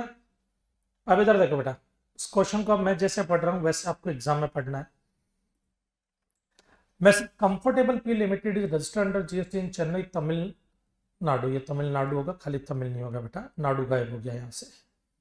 It is engage in the manufacture of iron and steel product. It has carried out following transaction in the financial year. ठीक है, purchase 1000 metric ton iron, 1000 per metric ton excluding GST from S Hard Limited of Chennai. वैसे Hard Limited has fulfil order as follows. मतलब ये inward supply है बेटा, तो inward supply को left hand side में लिखने का, आउटपुट को राइट हैंड साइड में। अब इन्होंने क्या बोला, देखो टुकड़ों टुकड़ों में इंस्टॉलमेंट में आ रही है, और हमने क्या पढ़ा, जिस दिन लास्ट इंस्टॉलमेंट आती है तब क्रेडिट लेंगे। हमको क्रेडिट फाइनेंशियल 2022 का कैलकुलेट करें, 22-23 का। ये 28 मार्च 2023 के अंदर आ रही है, बट आगे नीचे देखो, balance order requirement has been fulfilled by hard limited on 5 April. तो इसका मतलब 23-24 में मिलेगा उसका क्रेडिट, अभी तो मिलेगा नहीं। तो यहाँ पर आपको सिर्फ वर्किंग नोट लिखनी है, इसका कोई आईटीसी तो आपको मिलना नहीं है। वर्किंग नोट में लिखना कि गुड्स रिसीव्ड इन लॉट, तो जो लास्ट लॉट रिसीव्ड होता है उसके बाद में आप क्रेडिट क्लेम कर सकते हैं, उससे पहले नहीं। क्या पानी गिर गया क्या? हाँ कोई बात नहीं, कोई बात नहीं बेटा, इट्स ओके। आ जाओ नेक्स्ट, चलें। Second B, company has received IT engineering service from S dynamic infotech P limited. ये भी इनवर्ट सप्लाई है। अब कैमल for ₹11 lakhs excluding GST on 28th 2022। Invoice for service render was issued on 5th November 2022। 5 नवंबर को उन्होंने invoice issue कर दिया ना। ये एम वॉज क्या है भाई, message comfortable, message comfortable was, अच्छा मैसेज कंफर्टेबल तो लिखा है आगे, MS message comfortable P limited made part payment of 4,13,000 on 31st December 2022. Being unhappy with the service provided by Messrs Dynamic Infotech P Limited, it did not make any balance payment. Deficiency in service rendered made good by Messrs Dynamic Infotech Limited on 15 Feb 2022. Messrs Comfortable P Limited made payment 2,95,000 on 15 Feb 2023. अब इधर देखो बेटा, 4,13,000 का payment किया, दूसरा 2,95,000 का payment किया, बराबर 11 लाख का पूरा तो किया नहीं अभी। Okay, full and final settlement of the dues and did not pay in balance amount. अब इधर देखना बेटा, ध्यान से सुनो। एंट्री ट्रांजेक्शन हुआ अक्टूबर महीने में, इनवॉइस कब बना आपके, अक्टूबर में इनवॉइस बन गया, नहीं इनवॉइस बना 5 नवंबर को। ओके, इनवॉइस बनने के 180 डेज में पेमेंट कर देना चाहिए था आपको, नहीं करोगे तो फिर रिवर्स करना पड़ेगा विद इंटरेस्ट। पार्ट पेमेंट किया तो जो नहीं किया उसका प्रोपोर्शनेट रिवर्स करना पड़ेगा, मानते हो। लेकिन 180 डेज खत्म कब होंगे, नवंबर का, तो दिसंबर, जनवरी, फरवरी, मार्च, अप्रैल, मई के अंदर जाकर के खत्म होंगे ऑलमोस्ट। तो इसका मतलब हमारा ट्रांजेक्शन तो खाली मार्च तक का ही निकालना है हमारे को, तो मार्च में तो कुछ रिवर्सल होगा नहीं, तो यहाँ पे कुछ रिवर्सल करना ही नहीं है इस क्वेश्चन में। तो ये इन्फॉर्मेशन भी आपके इररिलेवेंट है, खाली इन्फॉर्मेशन का एक वर्किंग नोट बनेगा कि 180 डेज में पेमेंट नहीं करता तो रिवर्स होता है, और 31 मार्च तक 180 डेज अभी तक कंप्लीट हुए नहीं है। तो रिवर्सल कब होगा, मई मंथ में होगा, तो जून का जो रिटर्न होगा उसमें इसका इम्पैक्ट दिखाया जाएगा, उससे पहले दिखाने की जरूरत नहीं है। तो ठीक है, ये भी किसी काम का नहीं है। आगे आ जाओ। Company has made the following interest rate supply excluding GST for the financial year 22-23. Value of interest rate supply made it to a registered person. Okay, ये आउटवर्ड सप्लाई हो गई आपके, रजिस्टर्ड पर्सन को बेचा 10 लाख में इंटरेस्ट रेट, और interest rate unregistered person को बेचा 2 लाख, कुछ भी हो ना, टैक्स तो दोनों पे ही लगना है। रिसिपेंट रजिस्टर्ड अनरजिस्टर्ड होने से क्या फर्क पड़ता है, सप्लायर तो रजिस्टर्ड है ना, टैक्स तो दोनों पे ही लेगा। Compute GST liability done done done done 99% run done done done done dish. चलो, तो यहाँ पे आईटी से तुमको किसी का नहीं मिलने वाला, वर्किंग नोट 1 और 2 की तो जरूरत ही नहीं पड़ेगी यहाँ पर, खाली इनके वर्किंग नोट लिख देने का कि क्यों नहीं मिलेगा, दैट्स ऑल। तो 10 2 12, डायरेक्ट 12 लाख पे आ रहा हूँ मैं, इधर देखो सीधा 12 लैक्स मल्टीप्लाई बाई 9%, कितना आएगा 1,08,000 added in output tax liability कुछ भी नहीं है। आईटीसी माइनस करना, तो आईटीसी कुछ मिल रहा है क्या, कुछ ओपनिंग बैलेंस वगैरह क्वेश्चन में दिया है क्या, कुछ रिवर्सल करने का बोला नहीं, रिवर्सल का अगर होता तो आउटपुट टैक्स लायबिलिटी में ऐड कर देते आप। चलो इनका भी कुछ नहीं है, ये तो ये लो 1,08,000, बस हो गया आंसर। ये क्या है, ये तो कुछ भी नहीं है, इतना इजी कैसे आया भाई। वेट वेट वेट वेट, कभी कभी इतना सिंपल क्वेश्चन होता है तो टेंशन और बढ़ जाती है। 1,08,000 ये है ना क्रेडिट, आयरन रोड्स खरीदार है, हाँ एक आईटीसी भी थे भाई साहब, भूल कैसे गए अपन, मार्क तो क्या था अपन, नहीं था कोई, ये रहा आईटीसी कैसे भूल गए, फर्स्ट वाला ये वाला। But 2 minute, wait wait wait, इसका क्रेडिट कैसे मिलेगा,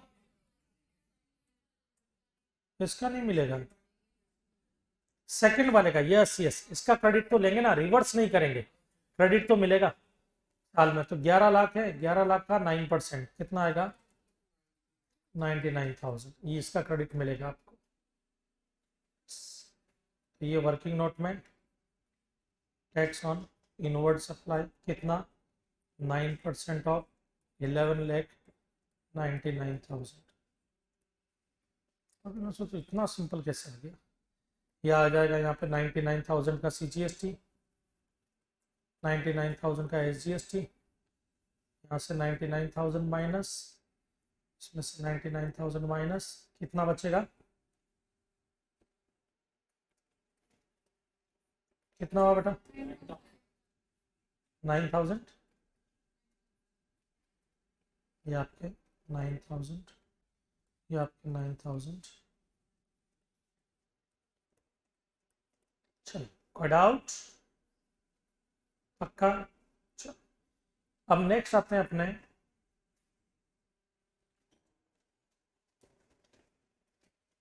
वापस लौटा रहा हूँ मैं, फॉर्मेट वापस बनाने की नाकाम कोशिश नहीं कर सकता।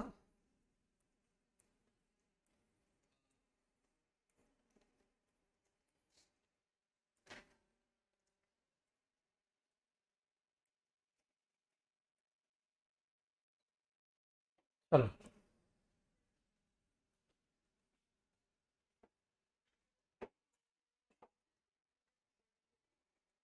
ना, आ जाओ इधर, नेक्स्ट क्वेश्चन आते हैं, इसके आगे वाला क्वेश्चन आ जाओ बेटा। मिस्टर हिमांशु रीड करो इसको एक बार।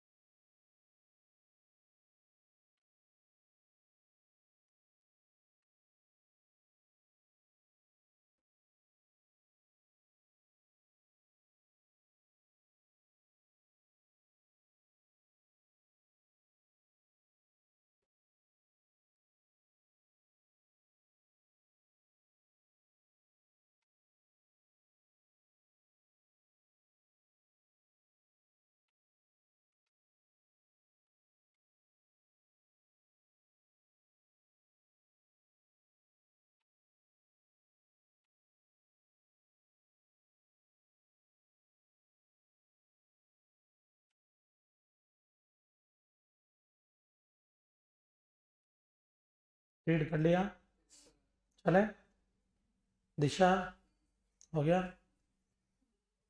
बातें कर रहे हो, रीड कुछ कर नहीं रहे हो, हूँ की जरूर। कशिश हुआ बेटा रीड तुम्हारा, के रुकूं, वेट करूं कि हो गया बेटा, हो गया, चले आगे बेटा। देखो तुमको दूसरी बार पढ़ना तो मैं रुक जाता हूँ।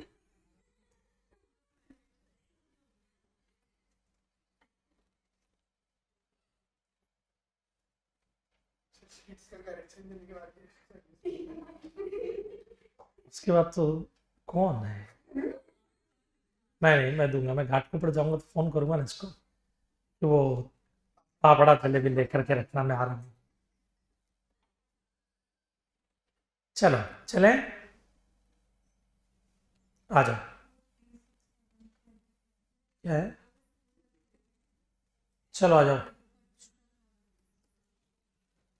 इसमें भी नेट लाइबिलिटी पूछी है उन्होंने, बराबर है, रेट 99% 18% है, ठीक है। आ जाओ one by one. Mr. Himanshu, a registered supplier of chemical, pays GST under regular scheme and is not eligible for any threshold exemption. He was made the following in outward taxable supply for the month of September. Intrastate supply of goods, outward supply है, ठीक है। Intrastate supply of goods, outward supply. He has made the following inward supply, ये inward supply होगी from registered dealer 14 lakh, from unregistered dealer तो इसमें तो GST पे ही नहीं किया होगा तो ITC लगेगा नहीं, और ये फ्रॉम रजिस्टर्ड डीलर, ठीक है। बैलेंस आपको दिया हुआ है 95, 60 और 50,000, चलो very good. Additional information, he purchase a car interested supply use for business purpose at price of 6,70,000 नहीं होगा, ये रुपीज होगा, 6,72,000 इंक्लूडिंग CGST नहीं, CGST एंड SGST, और ये 36 होगा बेटा, यहाँ पर 30 नहीं होगा, 36,000 on September 15, 2022। He capitalize the all value including GST in the books on the same date to claim depreciation है।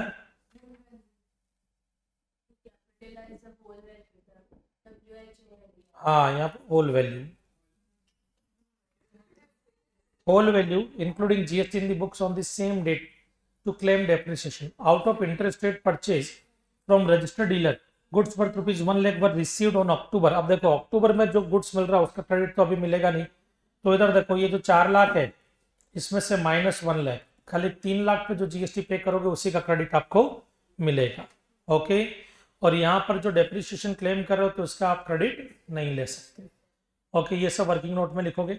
चलो सबसे पहले हम ITC का वर्किंग नोट बना लेते हैं, जिसमें 14 लाख रुपए पे जो GST पे किया उसका क्रेडिट मिलेगा, इधर 3 लाख पे जो पे किया उसका क्रेडिट मिलेगा। तो आ जाओ इधर 14 lakhs, 3 lakhs, 3 lakhs के ऊपर 18%, 14 lakhs के ऊपर 9%, कितना आता है वर्किंग नोट नंबर 1 में इनवर्ड सप्लाई पे जो टैक्स पे किया 14 lakhs का 9%, 1,26,000 और ये 54,000। ओपनिंग बैलेंस कितना है इनका, ओपनिंग बैलेंस बताओ CGST का, SGST, IGST। हाँ पहले भी लिख सकते हो, कोई दिक्कत नहीं है। टोटल कितना आया?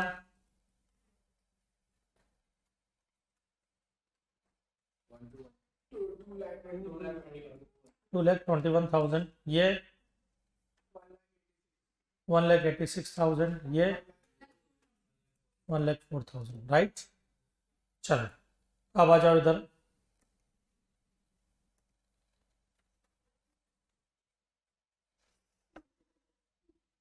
आउटवर्ड सप्लाई, आउटवर्ड सप्लाई में 25 लाख, इंटरेस्टेड सप्लाई है, इंटर कितना? 5 लाख।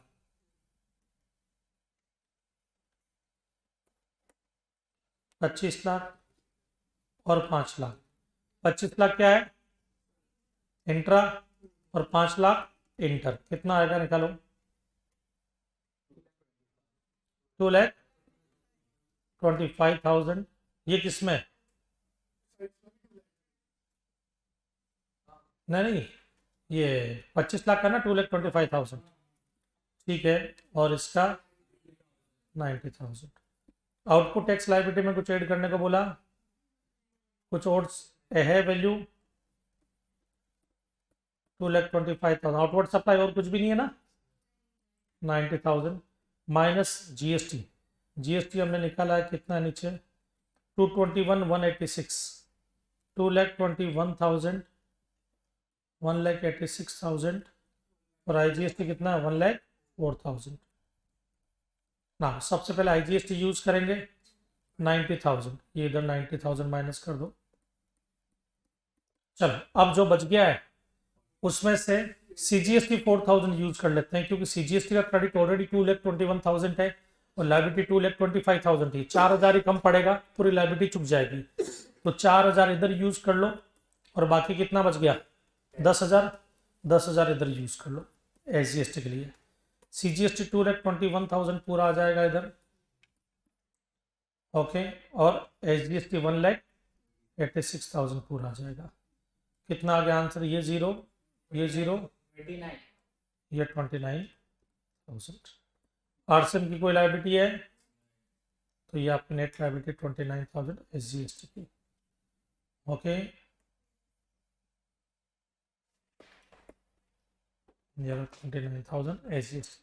मतलब ये बच्चों वाले क्वेश्चन आते हैं, बच्चों वाले क्वेश्चन। कुछ है इसमें टफ, खाली फॉर्मेट ध्यान रखो बस, ओके। और इंफॉर्मेशन पढ़ते मार्क करते जाओ कौन से किस में जाने वाली है, ओके। एक क्वेश्चन और कर लेते हैं लास्ट।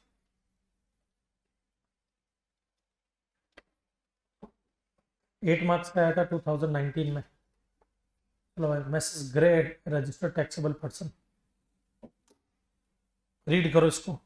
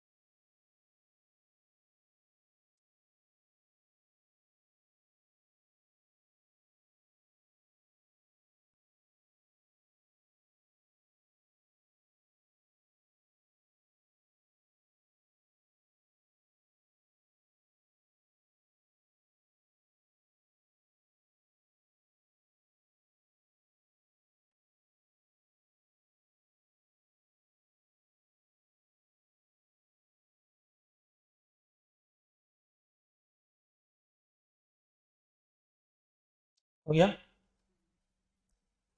चलो इधर आ जाओ, सबसे पहले आ जाओ, mister grey registered taxable person under regular scheme provide information in respect of supply made by during the month of April. Interested supply of goods, outward supply है, इधर लिख दो। Interested supply of 500 packets of detergent at the rate of 400 each along with plastic buckets worth ₹100 each with the each packet being mixed supply. Rate of GST on detergent is 18% and plastic bucket is 28%। तो पूरा ये कितना amount हो गया? 2 लाख है, 2 लाख होगा ना, 500 packet 400, 2 lakh outward supply होगा। रेट कौन सी लगेगी? Highest 28%। Supply of online educational journals to Mrs. Pinnacle, a private coaching center providing tuition to students। Online जो जर्नल्स होती है वो up to higher secondary school वालों को दी तो भी टैक्सेबल होती है, बी कैटेगरी वालों के लिए भी टैक्सेबल होती है, खाली सी के लिए एग्जाम्प्ट होती है। ये तो कोचिंग को दे रहा है तो ये टैक्सेबल है। Outward supply, mister grey has also received the following inward supply. Interstate supply of goods out of which invoice for the goods worth ₹20,000 is missing and no other tax paying document is available. तो 20,000 का credit मिलेगा क्या? नहीं मिलेगा। Repairing of bus with seating capacity of 20 passenger use to transport its employ from the residence being interested supply. इसका मिलेगा आपको credit. क्यों मिलेगा इसका क्रेडिट बेटा? कि भाई आप खरीदने वक्त क्रेडिट ले सकते हो, उसके रिपेयर और सर्विसिंग पे भी ले सकते हो। तो कैपेसिटी 13 से ज़्यादा है तो खरीदने पे क्रेडिट मिलता ही उसका। डिटेल्स ऑफ ओपनिंग बैलेंस, ठीक है, ये ओपनिंग बैलेंस दे दिया। Following additional information is provided, ठीक है। अब इधर देखो बेटा, यहाँ पर पहले मैं इनवर्ड सप्लाई की बात कर लेता हूँ। ये इनवर्ड सप्लाई है, ये इनवर्ड सप्लाई है। यहाँ पर 50,000 जो है इंटरेस्ट रेट सप्लाई, ये इंटरेस्ट रेट है तो IGST में 50,000 जोड़ देता हूँ क्रेडिट का, ठीक है। IGST में 50,000 जाएगा ना, ये 20,000 नहीं मिलेगा, बाकी का 50,000 तो जाएगा। नेक्स्ट आगे आ जाओ, ये वैल्यू है या वैल्यू है? ये 70,000, हाँ 70,000 वैल्यू है। 50,000 पे फिर कितना GST लगेगा निकालो, वैल्यू है 50,000 पे कितना GST? 18%। एंटर है ना, 18%, 9,000। तो यहाँ पे आएगा ये 9,000। कैसे आया? 18% ऑफ 50K प्लस दूसरा आ जाओ, ये 50,000 का मिल जाएगा। 50,000 वैल्यू है, 50,000 का कितना आएगा? इंटर है, इंट्रा है, इंट्रा है तो यहाँ पे आ जाएगा 4,500, 4,500। टोटल ITC 9,500, 9,500 और ये कितना हो गया? 49,000। ओके चलो अब लायबिलिटी आ जाओ। ये 1 लाख इंटरेस्ट रेट सप्लाई है तो IGST की लायबिलिटी CGST, SGST और इधर लिख देता हूँ मैं IGST। CGST की लायबिलिटी लेते हैं पहले। इंट्रा स्टेट सप्लाई है 2 लाख, 2 लाख का कितना होगा? 9%, 18,000 CGST, 18,000 SGST, यही होगा। इस 2 लाख का मैडम 18 नहीं, सॉरी 28 है, 28 है, 28 सॉरी। हाँ क्या आएगा? 4 कितना आ जाएगा? 28,000, 28,000। नेक्स्ट ये inter state supply 1 lakh, 1 lakh का 18% कितना आ जाएगा? 18,000 ना। ये 50,000 है, ये भी टैक्सेबल है। रेट कौन से लेंगे? 18%। इंटर है या इंट्रा है? इंट्रा है 4,500, 4,500। टोटल लायबिलिटी कितनी हो गई? 32,500 ना। अब आ जाओ क्रेडिट। क्रेडिट में सबसे पहले IGST का क्रेडिट यूज करेंगे। IGST का 49,000 है, उसमें से 18,000 तो यूज हो जाएगा, बराबर है। 18,000 यहाँ पे यूज हो गया तो ये तो होगी लायबिलिटी 0। अब बाकी कितना बच गया? 31 और उनका क्रेडिट कितना है? 9,500, 9,500 इतना ही है। तो एक काम करते हैं, 31 को 2 पार्ट्स में डिवाइड कर देते हैं, बराबर बराबर दे देते हैं। 15,500 इधर 15,500, कितना बच गया है? वो तो बाद में करेंगे, पहले कितना हुआ? 17,000, ये भी 17,000। अब इनका क्रेडिट कितना है? 9,500, 9,500 पड़ा है, वो माइनस हो जाएगा 9,500, 9,500, 7,500, 7,500, टोटल 15,000 की लायबिलिटी आपके आएगी। आ जाओ इधर, 15,000 की लायबिलिटी। ओके, समझ में आया? तो बेटा देखो बेटा, एकदम सिंपल सिंपल से उंगलियों पे कर सकते हो आप इनको, ठीक है? तो यहाँ पर हम इसको समाप्त करते हैं। इस टाइप के क्वेश्चन है, आपको प्रैक्टिस करनी पड़ेगी। प्रैक्टिस में फॉर्मेट यही रखो जो मैंने बताया आपको, ठीक है? और किसी को कुछ शंका, समस्या, समाधान कुछ नहीं है तो लेक्चर समाप्ति की घोषणा करूं मैं। ये कोई समस्या हुई? कौन सा देखना है? सोल्यूशन तो मैंने हवा में किया बेटा, इसका क्या है? ये लो, तुमको हवा में क्या हुआ भी देखना है, ये लो, तुम समझ पाओ तो देख लो, कोई दिक्कत नहीं है।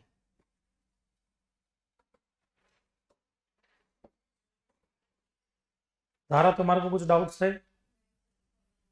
बोलोगे? Very good. तो देखो जी, 11:15 पर, तारीख क्या आज? 14 है ना? 14 मार्च 11:16 और 10 सेकंड पे ये घोषणा की जाती है कि पोर्शन कंप्लीट होता है with amendment and RTP. Okay, अब रिवीजन लेक्चर का शेड्यूल वगैरह जो भी रहेगा आप लोगों को ग्रुप वगैरह में आ जाएगा। ऑनलाइन होगा तो घर बैठे भाई, पोर्शन 5 मिनट बाद में समाप्त होगा। एक डाउट आ गया बीच में।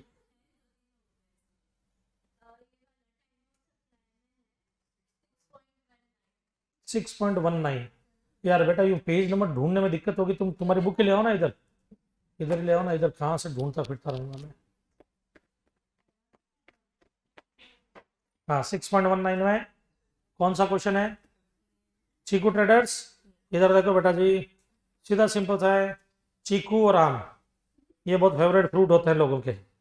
ओके, अब ये पहले होता है गुड्स सप्लाई कर रहा है या सर्विस? गुड्स दे रहा है। कंसाइनमेंट का इनवॉइस कब बना है? डी और आई विच एवर इज अर्लियर होगा। ओके, आई बताओ क्या है? डेट ऑफ इनवॉइस ये रहा 15 नहीं 16 अप्रैल 16 अप्रैल है, तो ये आई कर दो 16 अप्रैल। अब डी क्या होगा? जिस दिन कंसाइनमेंट उसको देंगे, बराबर। कब गया वो? 26 को। 26 को देंगे। सेट पेमेंट, अच्छा पेमेंट है 25 को। कंसाइनमेंट रेडी 15 रेडी 15 को क्या दिया? कब है? 25 को दिया। Which ever is earlier? तो 16 आएगा आंसर। तो ये लोगों ने पेमेंट वाला, अरे वो उसको मारो गोली यार, तुम अपना तो फिर देखो बराबर ना। है ना। हाँ, ये लो, बस यही डाउट। चलो। तो यहाँ पर पोर्शन समाप्ति की घोषणा की जाती है। मिलेंगे हम हमारे नेक्स्ट सेशन में, तब तक के लिए जय हिंद, जय Bharat. Welcome welcome welcome welcome.